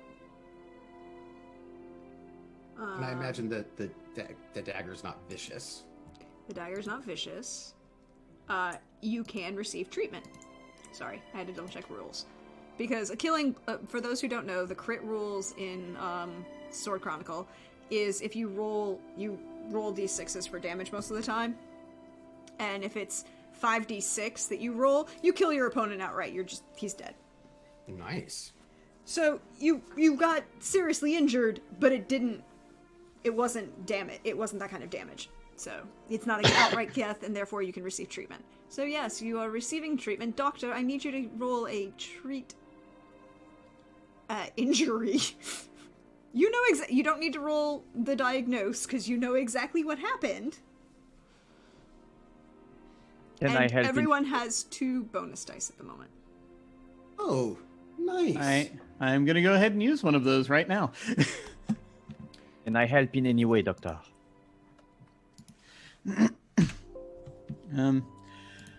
And just sort of looking around. See if there's anyone scampering about observing this, would you? I will do so.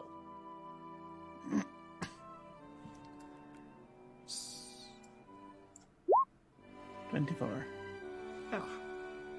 That is 2 degrees of heroic level success, which is what you need for above this. You have a degree, technically 2 degrees of success on this one. So, good job. Trooper recovers 2 hit points from being treated. So he's... Whatever's happening between the 2 of them? I imagine I'm not conscious. I've been stabbed in the neck, and I've been bleeding a little bit, just like a little. But yeah, I'm taking a rest, I think. But I would like to, for the record, I feel like it was. Well, I suppose it was a head injury, wasn't it? 'Cause it's all in that. It's fine. 3. My 3rd one. I'm into it.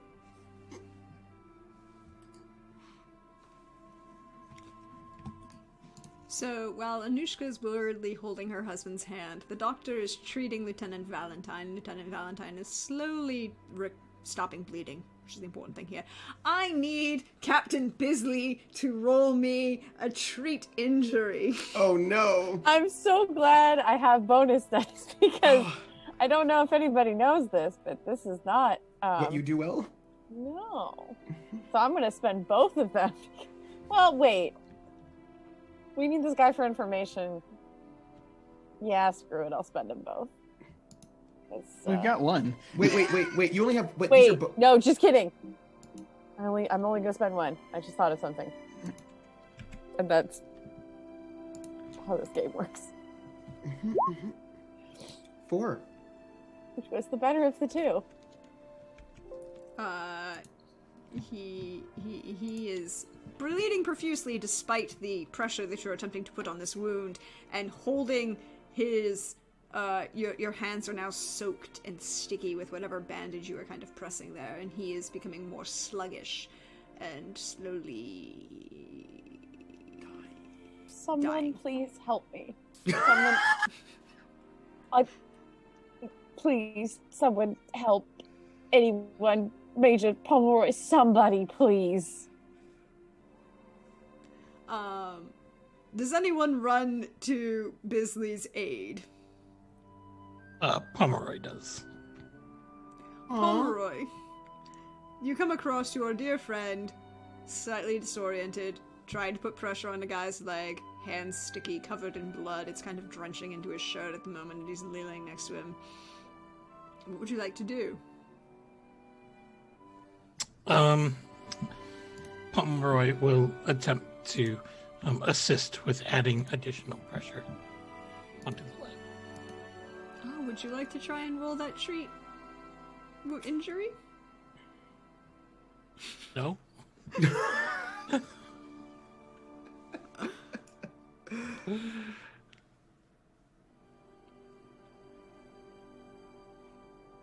Oh, God.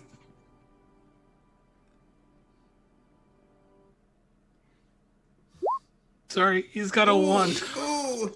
Ooh. So, So he There's pushes... a reason why you two are the best friends, because you both are not good at medicine. That is what that is. No, we're good at causing the injuries and not treating them. So you go to push your hand down on top of Bisley's, but instead of pushing your hand down, you kind of slip a little in the blood that's soaking through and slide his hand slightly off the wound, and Yeah. the gentleman will expire. Oops. My bad. This one's on me. Oh no. Oh, I need to do something to fix this. I don't know if there's anything else that can be fixed right now. No, I'm just saying for the future. This is not the first time someone's not done a good job with this. It's okay. We're not doctors. We No. things. No.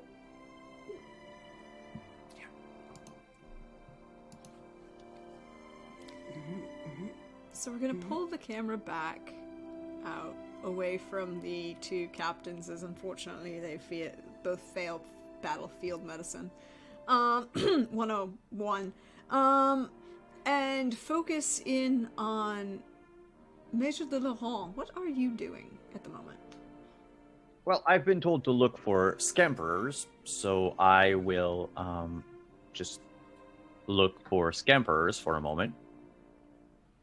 Where are you doing so? Inside the tent? Outside the tent?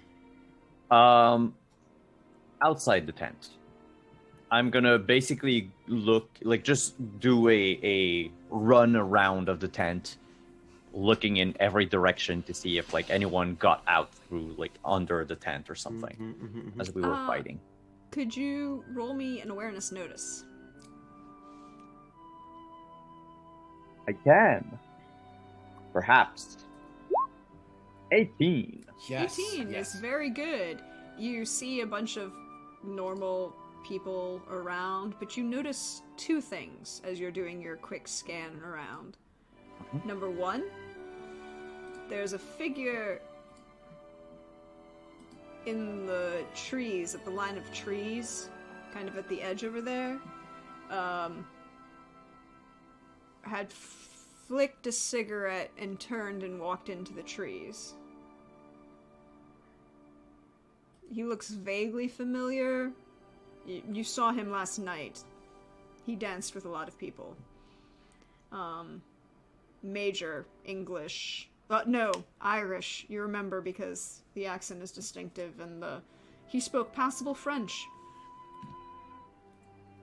And by passable, I mean anyone who wasn't Parisian thought it was actually decent French. I'm trying to remember who...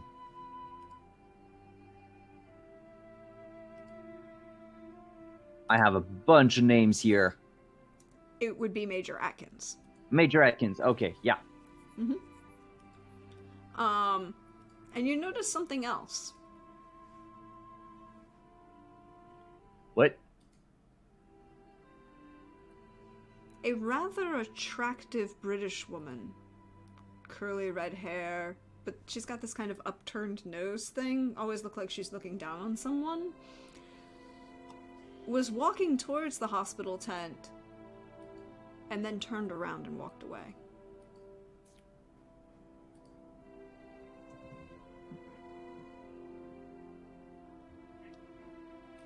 I don't like it. She was the woman that you saw a few times hanging out with Ingram and Eau Claire.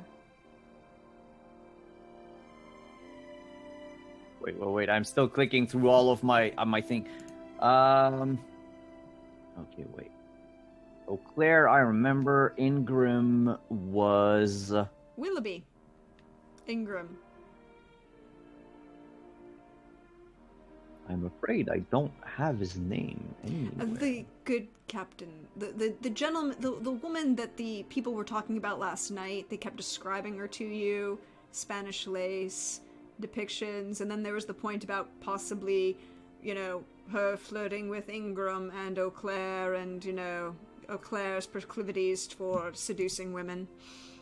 And that was the point where you remember the lieutenant walked out of the room because he felt that you were insulting his captain for some reason. You never got 100% sure why. Okay. All right. My soldier's mind tells me that I should investigate the potential spy at the edge of the woods.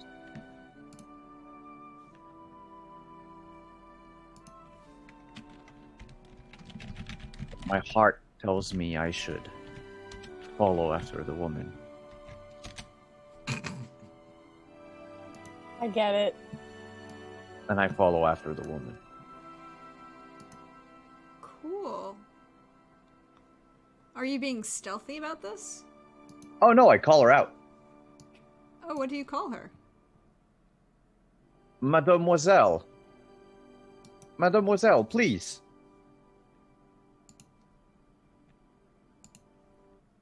There's a pause. And she kind of turns.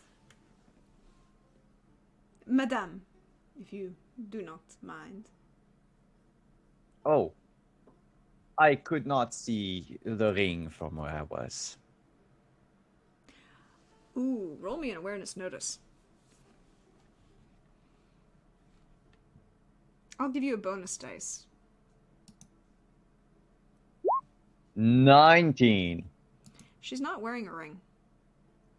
Oh. She is, however, wearing a very interesting brooch. That's kind of pinned slightly under this kind of shawl of Spanish lace that she's got artfully hanging off of her two shoulders, and it's kind of coming together here and then. But you notice that the pin has kind of been turned almost intentionally so that someone wouldn't notice, but you did. You notice two things. Number one, this pin is silver, very well made, very heavy. And number two, it's a combination of a white rose and a thistle and a fleur-de-lis.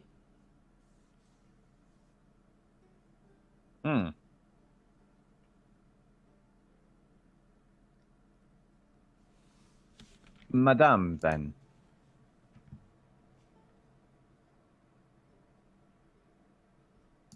Where are you going so hastily? I was looking for my husband. Have you seen him? He's Captain Timothy Bisley. And she walks forward to you.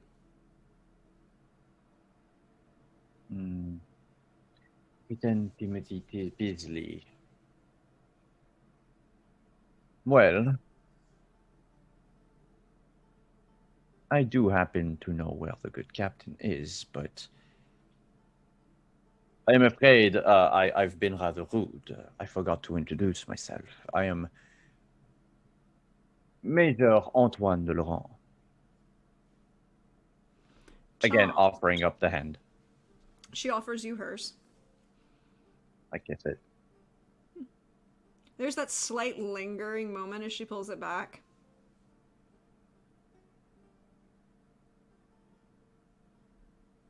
Your hands are very soft, madame. Thank you, monsieur. I do try.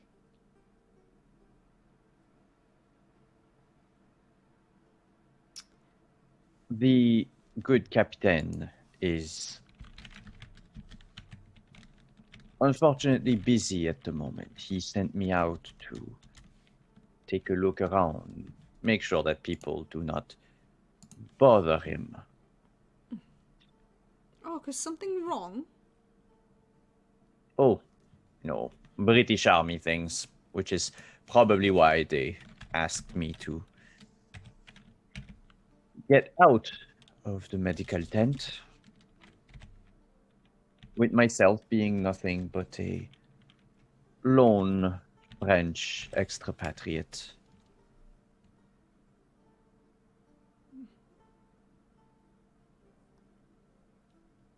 Hey, Simon. Hmm? Can Major de Laurent... What's his combat defense? Combat defense? That's what I was afraid of. But go on. 13. good. It's not double. So 3 Oh, degrees no, of wait. success. No, wait. 13 is my intrigue, apparently. I'm sorry. My combat initiative? Yeah, 10. combat defense. 10. Yeah. So it's double. Oh, it is double. Ooh. So 3 degrees of success.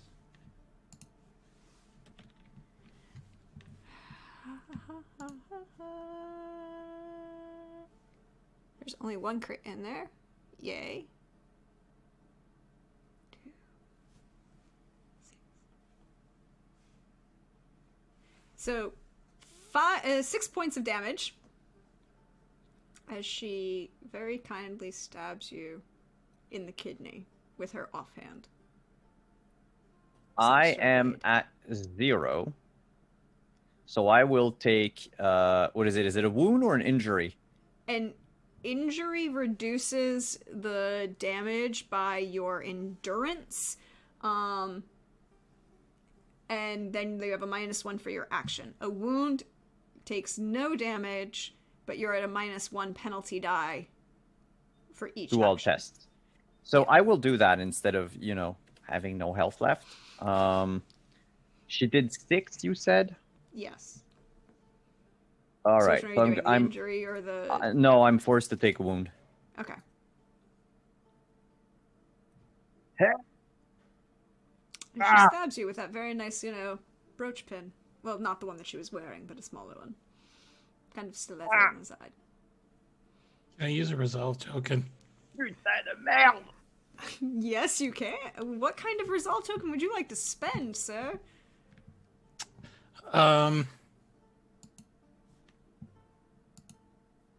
No one objects. I'm going to spend the pool resolve token and have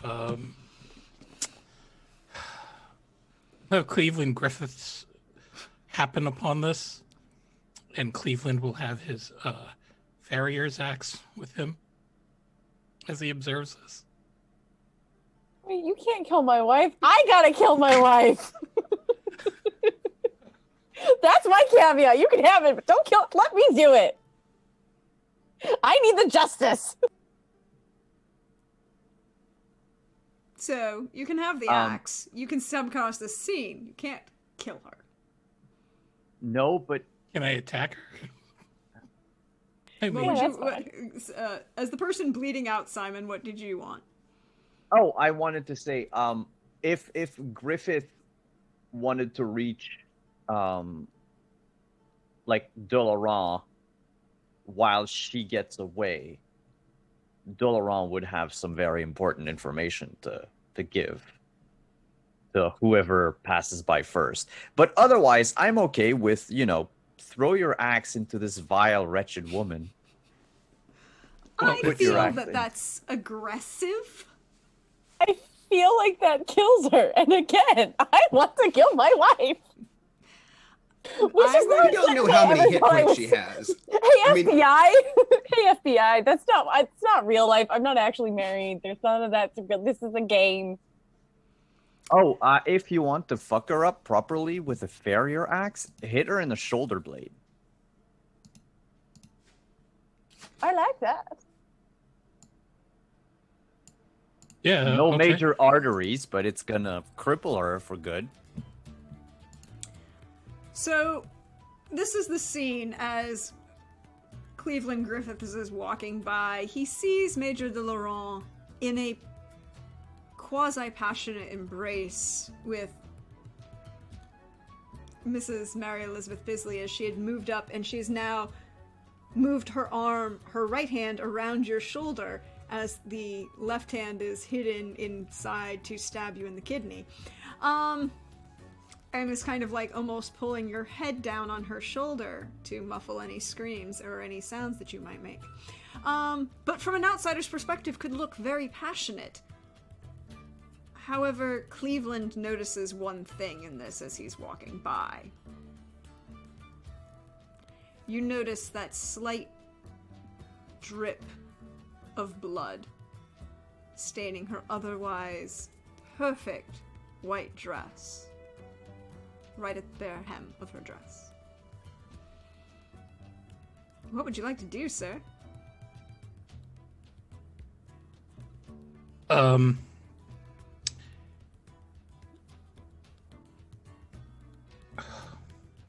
Need to think of a good quip.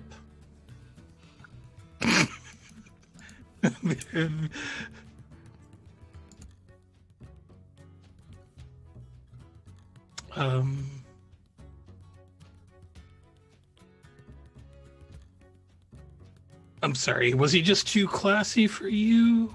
As he takes that barrier axe swing. Go ahead and roll fighting. Do you have axes as a specialty? I do, actually. Go I ahead and planned that out, given is that he is a farrier and carry such things. So go ahead and roll that.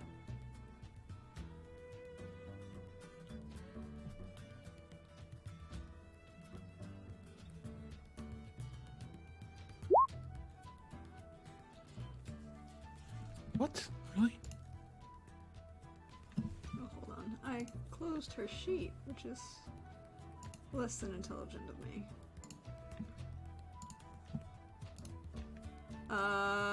You rolled 5d6, dropping the 3. Why do you drop 3? I don't know why that did that. Oh, you have 3 bonus dice and axes. Right? Is that what it is? That is. So you drop the bonus dice. Bonus dice are always are the drops. So those would be the 3 lowest. That's what happened there. Sorry. Well, all right. What the heck is going on with her? Roll 20. Roll 20 like me. She's clearly tricky. Okay. That does not beat her combat defense. It's very, very close. She's going to use one of these handy dandy bonus dice that I have up here.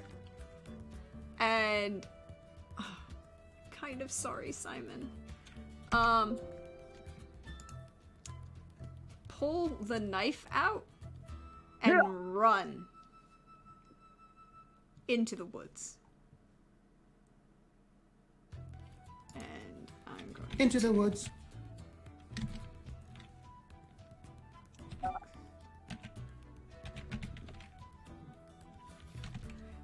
as she attempts to escape with a 16 as she runs away. What kind of clothing is she wearing? She's wearing right now a white with little flowers on it and a Spanish lace shawl as she runs into the woods. But I would like both Cleveland Griffiths and the bleeding, wounded, injured Major de Laurent to roll me some awareness notice. God damn it.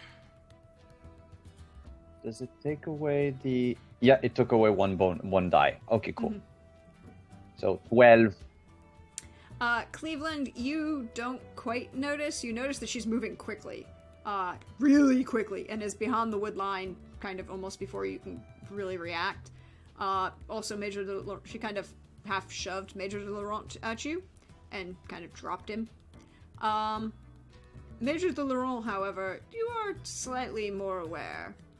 Bleeding, focused, kind of angry. Yeah, no Still, shit. She's still a pretty girl, so you pay attention to these things. You notice as she's running, she's wearing boots, riding boots as she runs. Not little lady slippers or even, closed shoes. And she drops the shawl halfway through the wood, to the woods. Should have been knocking those boots.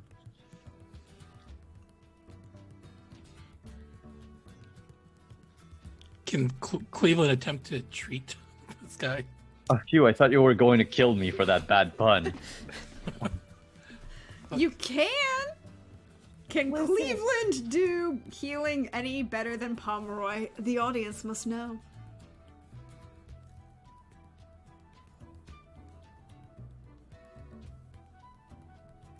Eight's not bad.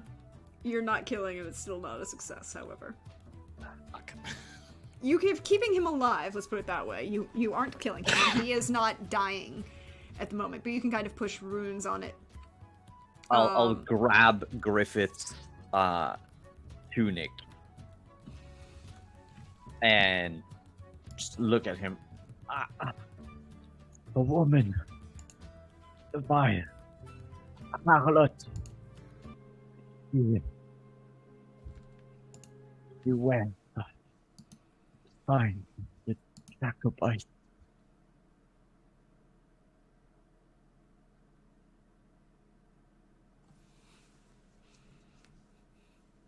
Well, if it makes you feel any better, she's a terrible lay. Thanks for warning me.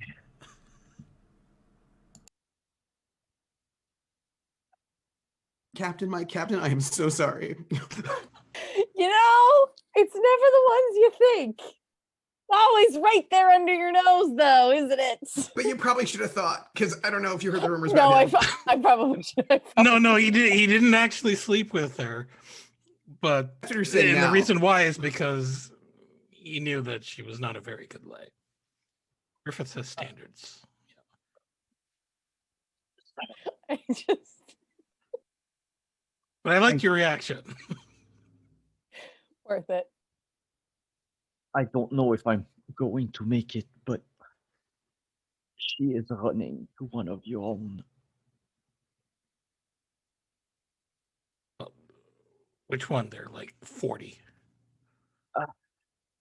I believe the name is Atkin. He was dancing. I saw him near the trees earlier. It hurts. My pride more than my body. Medic, can we get a medic? Oh, please put your heart into it, soldier. Are you really criticizing my calls for help right now? I have You know, if you were a horse, I would have you fixed up all right by now. some women have said so. I mean, if you have to brag about your size, sure, I guess. I don't feel like you like this much. is the perfect moment to freeze and let the camera die as we follow these two figures who have bonded now over rescuing each other twice. Once when Major de Laurent rescued Cleveland, and now Cleveland has returned the favor and rescued Major de Laurent. But that's where we're going to end for tonight. Oh my goodness. There's a lot of blood tonight. Oh. I was not expecting that much, but hey, y'all went for it, so how we all doing? We having fun? For sure. Oh yes. I am Eldrick is bleeding like, now. you people are crazy. Yes, I feel like Major de Laurent will be needing some serious medical attention. And luckily, the hospital tent is like, right over It's there. right over there. That's why Cleveland wasn't calling so loud. I mean, that was right there. Still, you want to make sure everyone hears you. Well, no, I mean, Cleveland puts the exact amount of effort that he believes you really need, and not announce more. A man of efficiency. Oh my god. So, anyways, about that. Glad we're okay. We all okay? Yeah.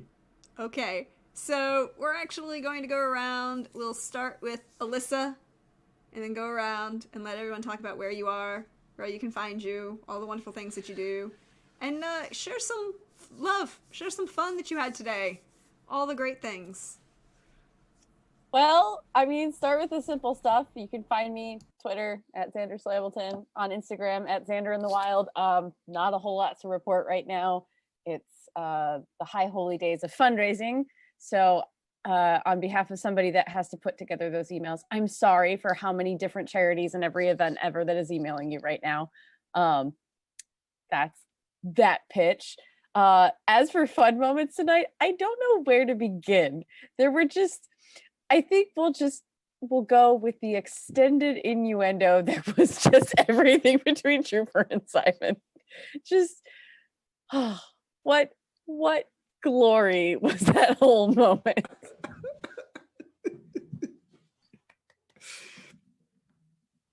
I feel that is appropriate. That was a glorious moment. Also, I guess the secondary shout out though is how many of us have had to do costume changes tonight. The talking to ourselves, the dual personalities on display. All of them were great. I agree with this. I so much agree with this. So then that leads to oh, hi Anino. How you doing? Fabulous, I'm sure. Yeah, sure. Wow, okay. Hi everyone, my name's Anino. You can find me on Twitter at Anino Gaming. I don't think I have anything else planned until next week. I'm sure that other players will cover that in their plugs. There was looking forward to the Bisley and Pomeroy heart-to-heart. I'm not sure if Pomeroy actually did get through to Bisley, but it seems like Bisley is feeling a lot better now. I think concussion does that to you. Yeah, there's that. I didn't know that Anushka would like British Yuri, but there was that. Also, I didn't even know that the Doctor could fence as well as he did. Yuri or Yowie? Of mystery. Yowie, sorry. I was just, there were... I was thinking of Yuri on Ice. And, yeah, there's that. Oh yeah, it was very Yuri on Ice, wasn't it? Yeah. We just need to be on ice more, but yeah. But I think they're probably icing the big gaping neck wound. It's cool. But also, I like that Simon's arrival brought the kind of sexual tension that I felt was missing in the show. Good to know. I'll make a note. Uh-oh. No, I'm worried. Speaking of Simon, hey Simon, isn't it grad that you can be summoned and, when you end up and we have your wonderful, glorious presence, you bring your brand. Really, it's appreciated. That's all I do. I show up in a stream, I do lewd things, and then I die. I mean, you're not dead yet. And then I die. But, hey, everyone. Hi, I'm Simon at Wandering DM. Sorry I was late tonight. I had a lot of tech issues. But that said, we will be continuing our Rime of the Frost Maiden over on my channel on Monday at 8:30 p.m. And then we're continuing Cyberpunk next Friday with Deirdre and Anino at 8 p.m. And Scion is back next Saturday on Level Up. What is it again? Level Up TTV now. They rebranded the channel. Level Up Dash TTV _. TTV, no, something like that. Anyway, the Level Up Dice official channel with Anino. We're gonna play Baby Gods. That's it for me. Thank you for inviting me again. It was nice. And yes, I did love the entire conversation with Trooper, and I wish these happened more often. And I really do need to have Trooper on my streams more often. I mean, that's fair and valid, and we always need more of multiple people. Speaking of people that we have multiples of who talk to themselves frequently, hey, Jim. Hello. Oh man. Well, let me get my plugs out of the way real quick. I am Other Doc on both Twitch and Twitter, OTHERDOC. And my website is jimmyesthatjim.com for anyone who wants to go and see things that haven't been updated for a while, but perhaps shall be soon. And what am I doing? Right now, again, not much happening on my channel this coming week, but in December, we are bringing back our Dark Matter campaign. That is once again the Mage Hand Press Dark Matter, not the Alternative Dark Matter, where we have many things happening in space, and the possibility of investigating brainworms further, possibly, and the dealing with undead pirates and that kind of whole thing, or pirates versus the undead. And we also have are investigating. You're actively investigating space mermaids. There might be some space mermaids out there, possibly. It's really just we have so much on our plates right now. It's hard to really know. But if any space mermaids present themselves, I'm quite certain there shall be something about it. There are definitely space sharks involved in some fashion. I also feel like this is my important caveat for Dark Matter. Anytime it comes up, it's one of those, please remember, children, your parents, vaccinate your children against illithid. It is the unsane menace that we need to make sure we eradicate from this universe. It's very important. Very, very important to deal with that. But that said, this was glorious this evening. I love this campaign. I always have an excellent time. But I do have to say this evening was once again proof that Simon makes games even better.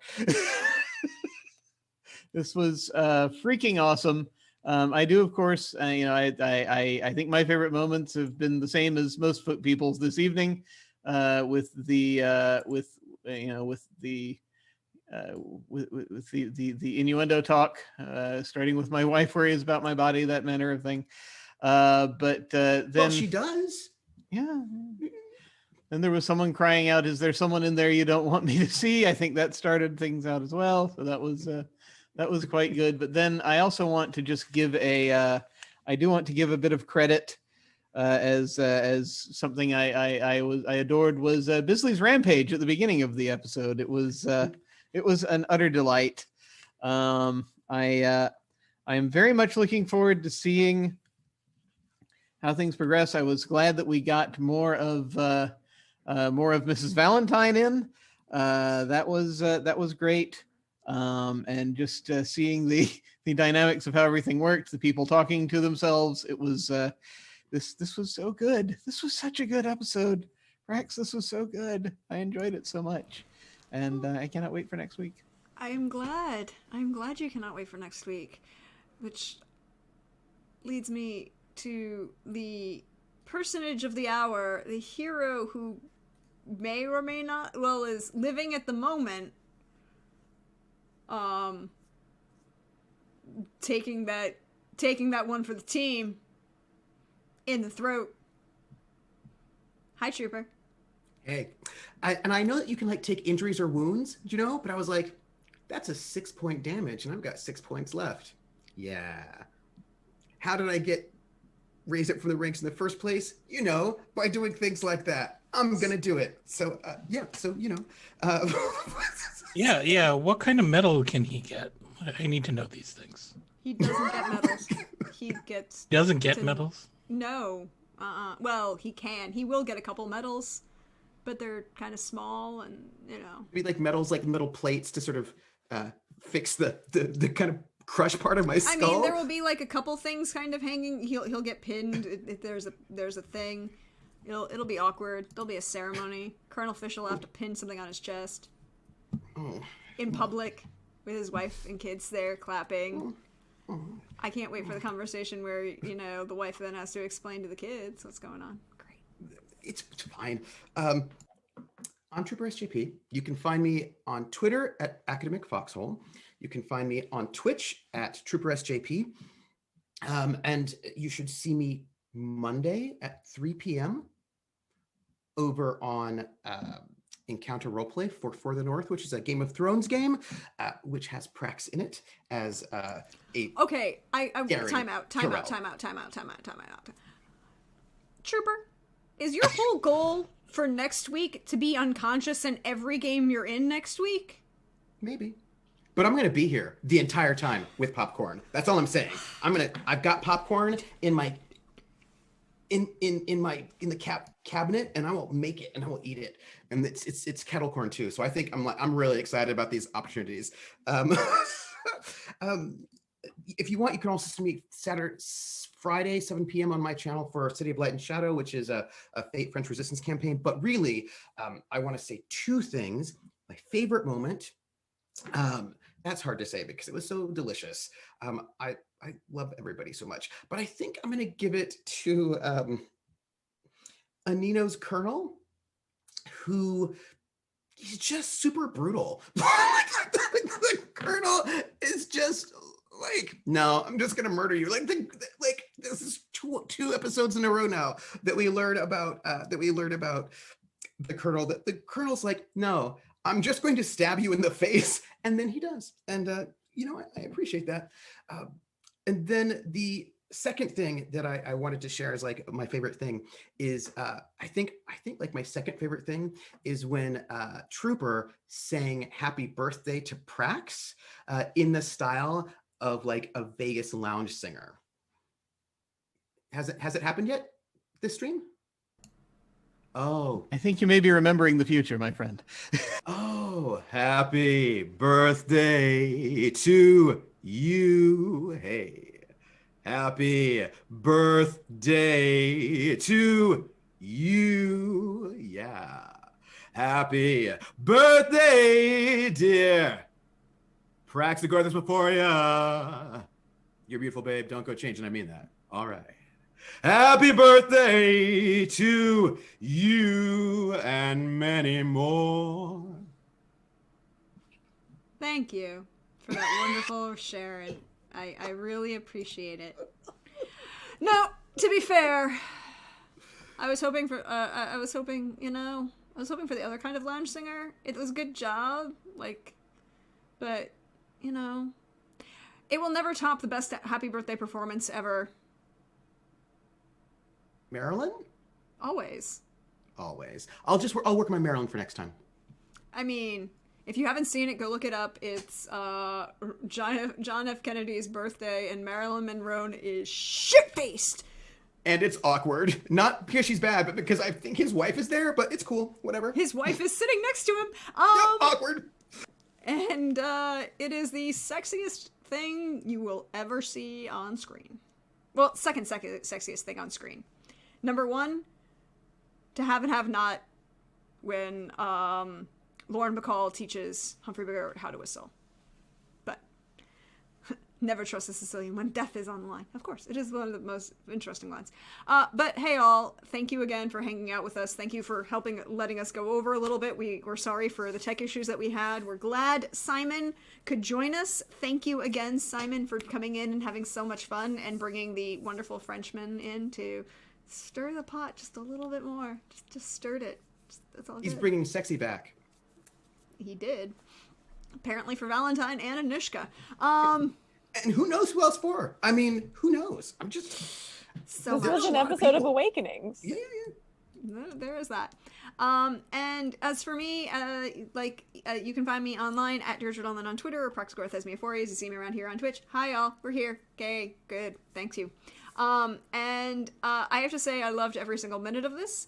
I loved Trooper and Simon's just riff and how straight-faced Trooper kept with that. Props to you, Trooper. I loved the true real-to-life experience of a overly concussed Captain Bisley. Thank you again. Also, the shout-outs for both Jim and Anino for their talking to themselves. Aww, thank you. For that wonderful donation. Jim and Anino talking to themselves at multiple points And then also Alyssa talking to herself in this wonderful campaign. It is a great deal of fun. Costume changes. Costume changes is always best. And as you can find me again with Trooper on Monday over on Encounter Roleplay for a Song of Ice and Fire campaign, where Trooper is unconscious in that game and almost died to another player. That one wasn't my fault. Yeah. You just and he'll be, and then you'll find me on Friday over with Simon and Anino for some Cyberpunk Red fun times. It'll be great. Trins is, totally not torturing the guy that they've kept locked up in her van by playing Tom Jones, What's New Pussycat 21 times, intermingled with that one shot of what's the other song from Tom Jones? Delilah. Nothing usual. Something usual. Come It's up. not unusual to be I was loved like, by I you. honestly had to play the John Mulaney bit in my head to even remember. Yeah, I was like, I had to go back in the whole thing. I was like going through the Trump. Yeah, because he decided to make negative comments about her car. You don't diss the car. Also, he shot her boyfriend, so that was kind of rude. And soon we'll be back with Witcher. I have notes about that, so hopefully soon that'll be happening. And keep an eye out, because there might be other interesting things coming. And I have unfortunate bad news. Y'all, there's only 2 episodes left.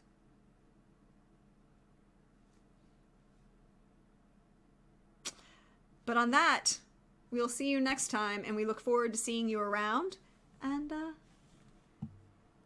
have a good one.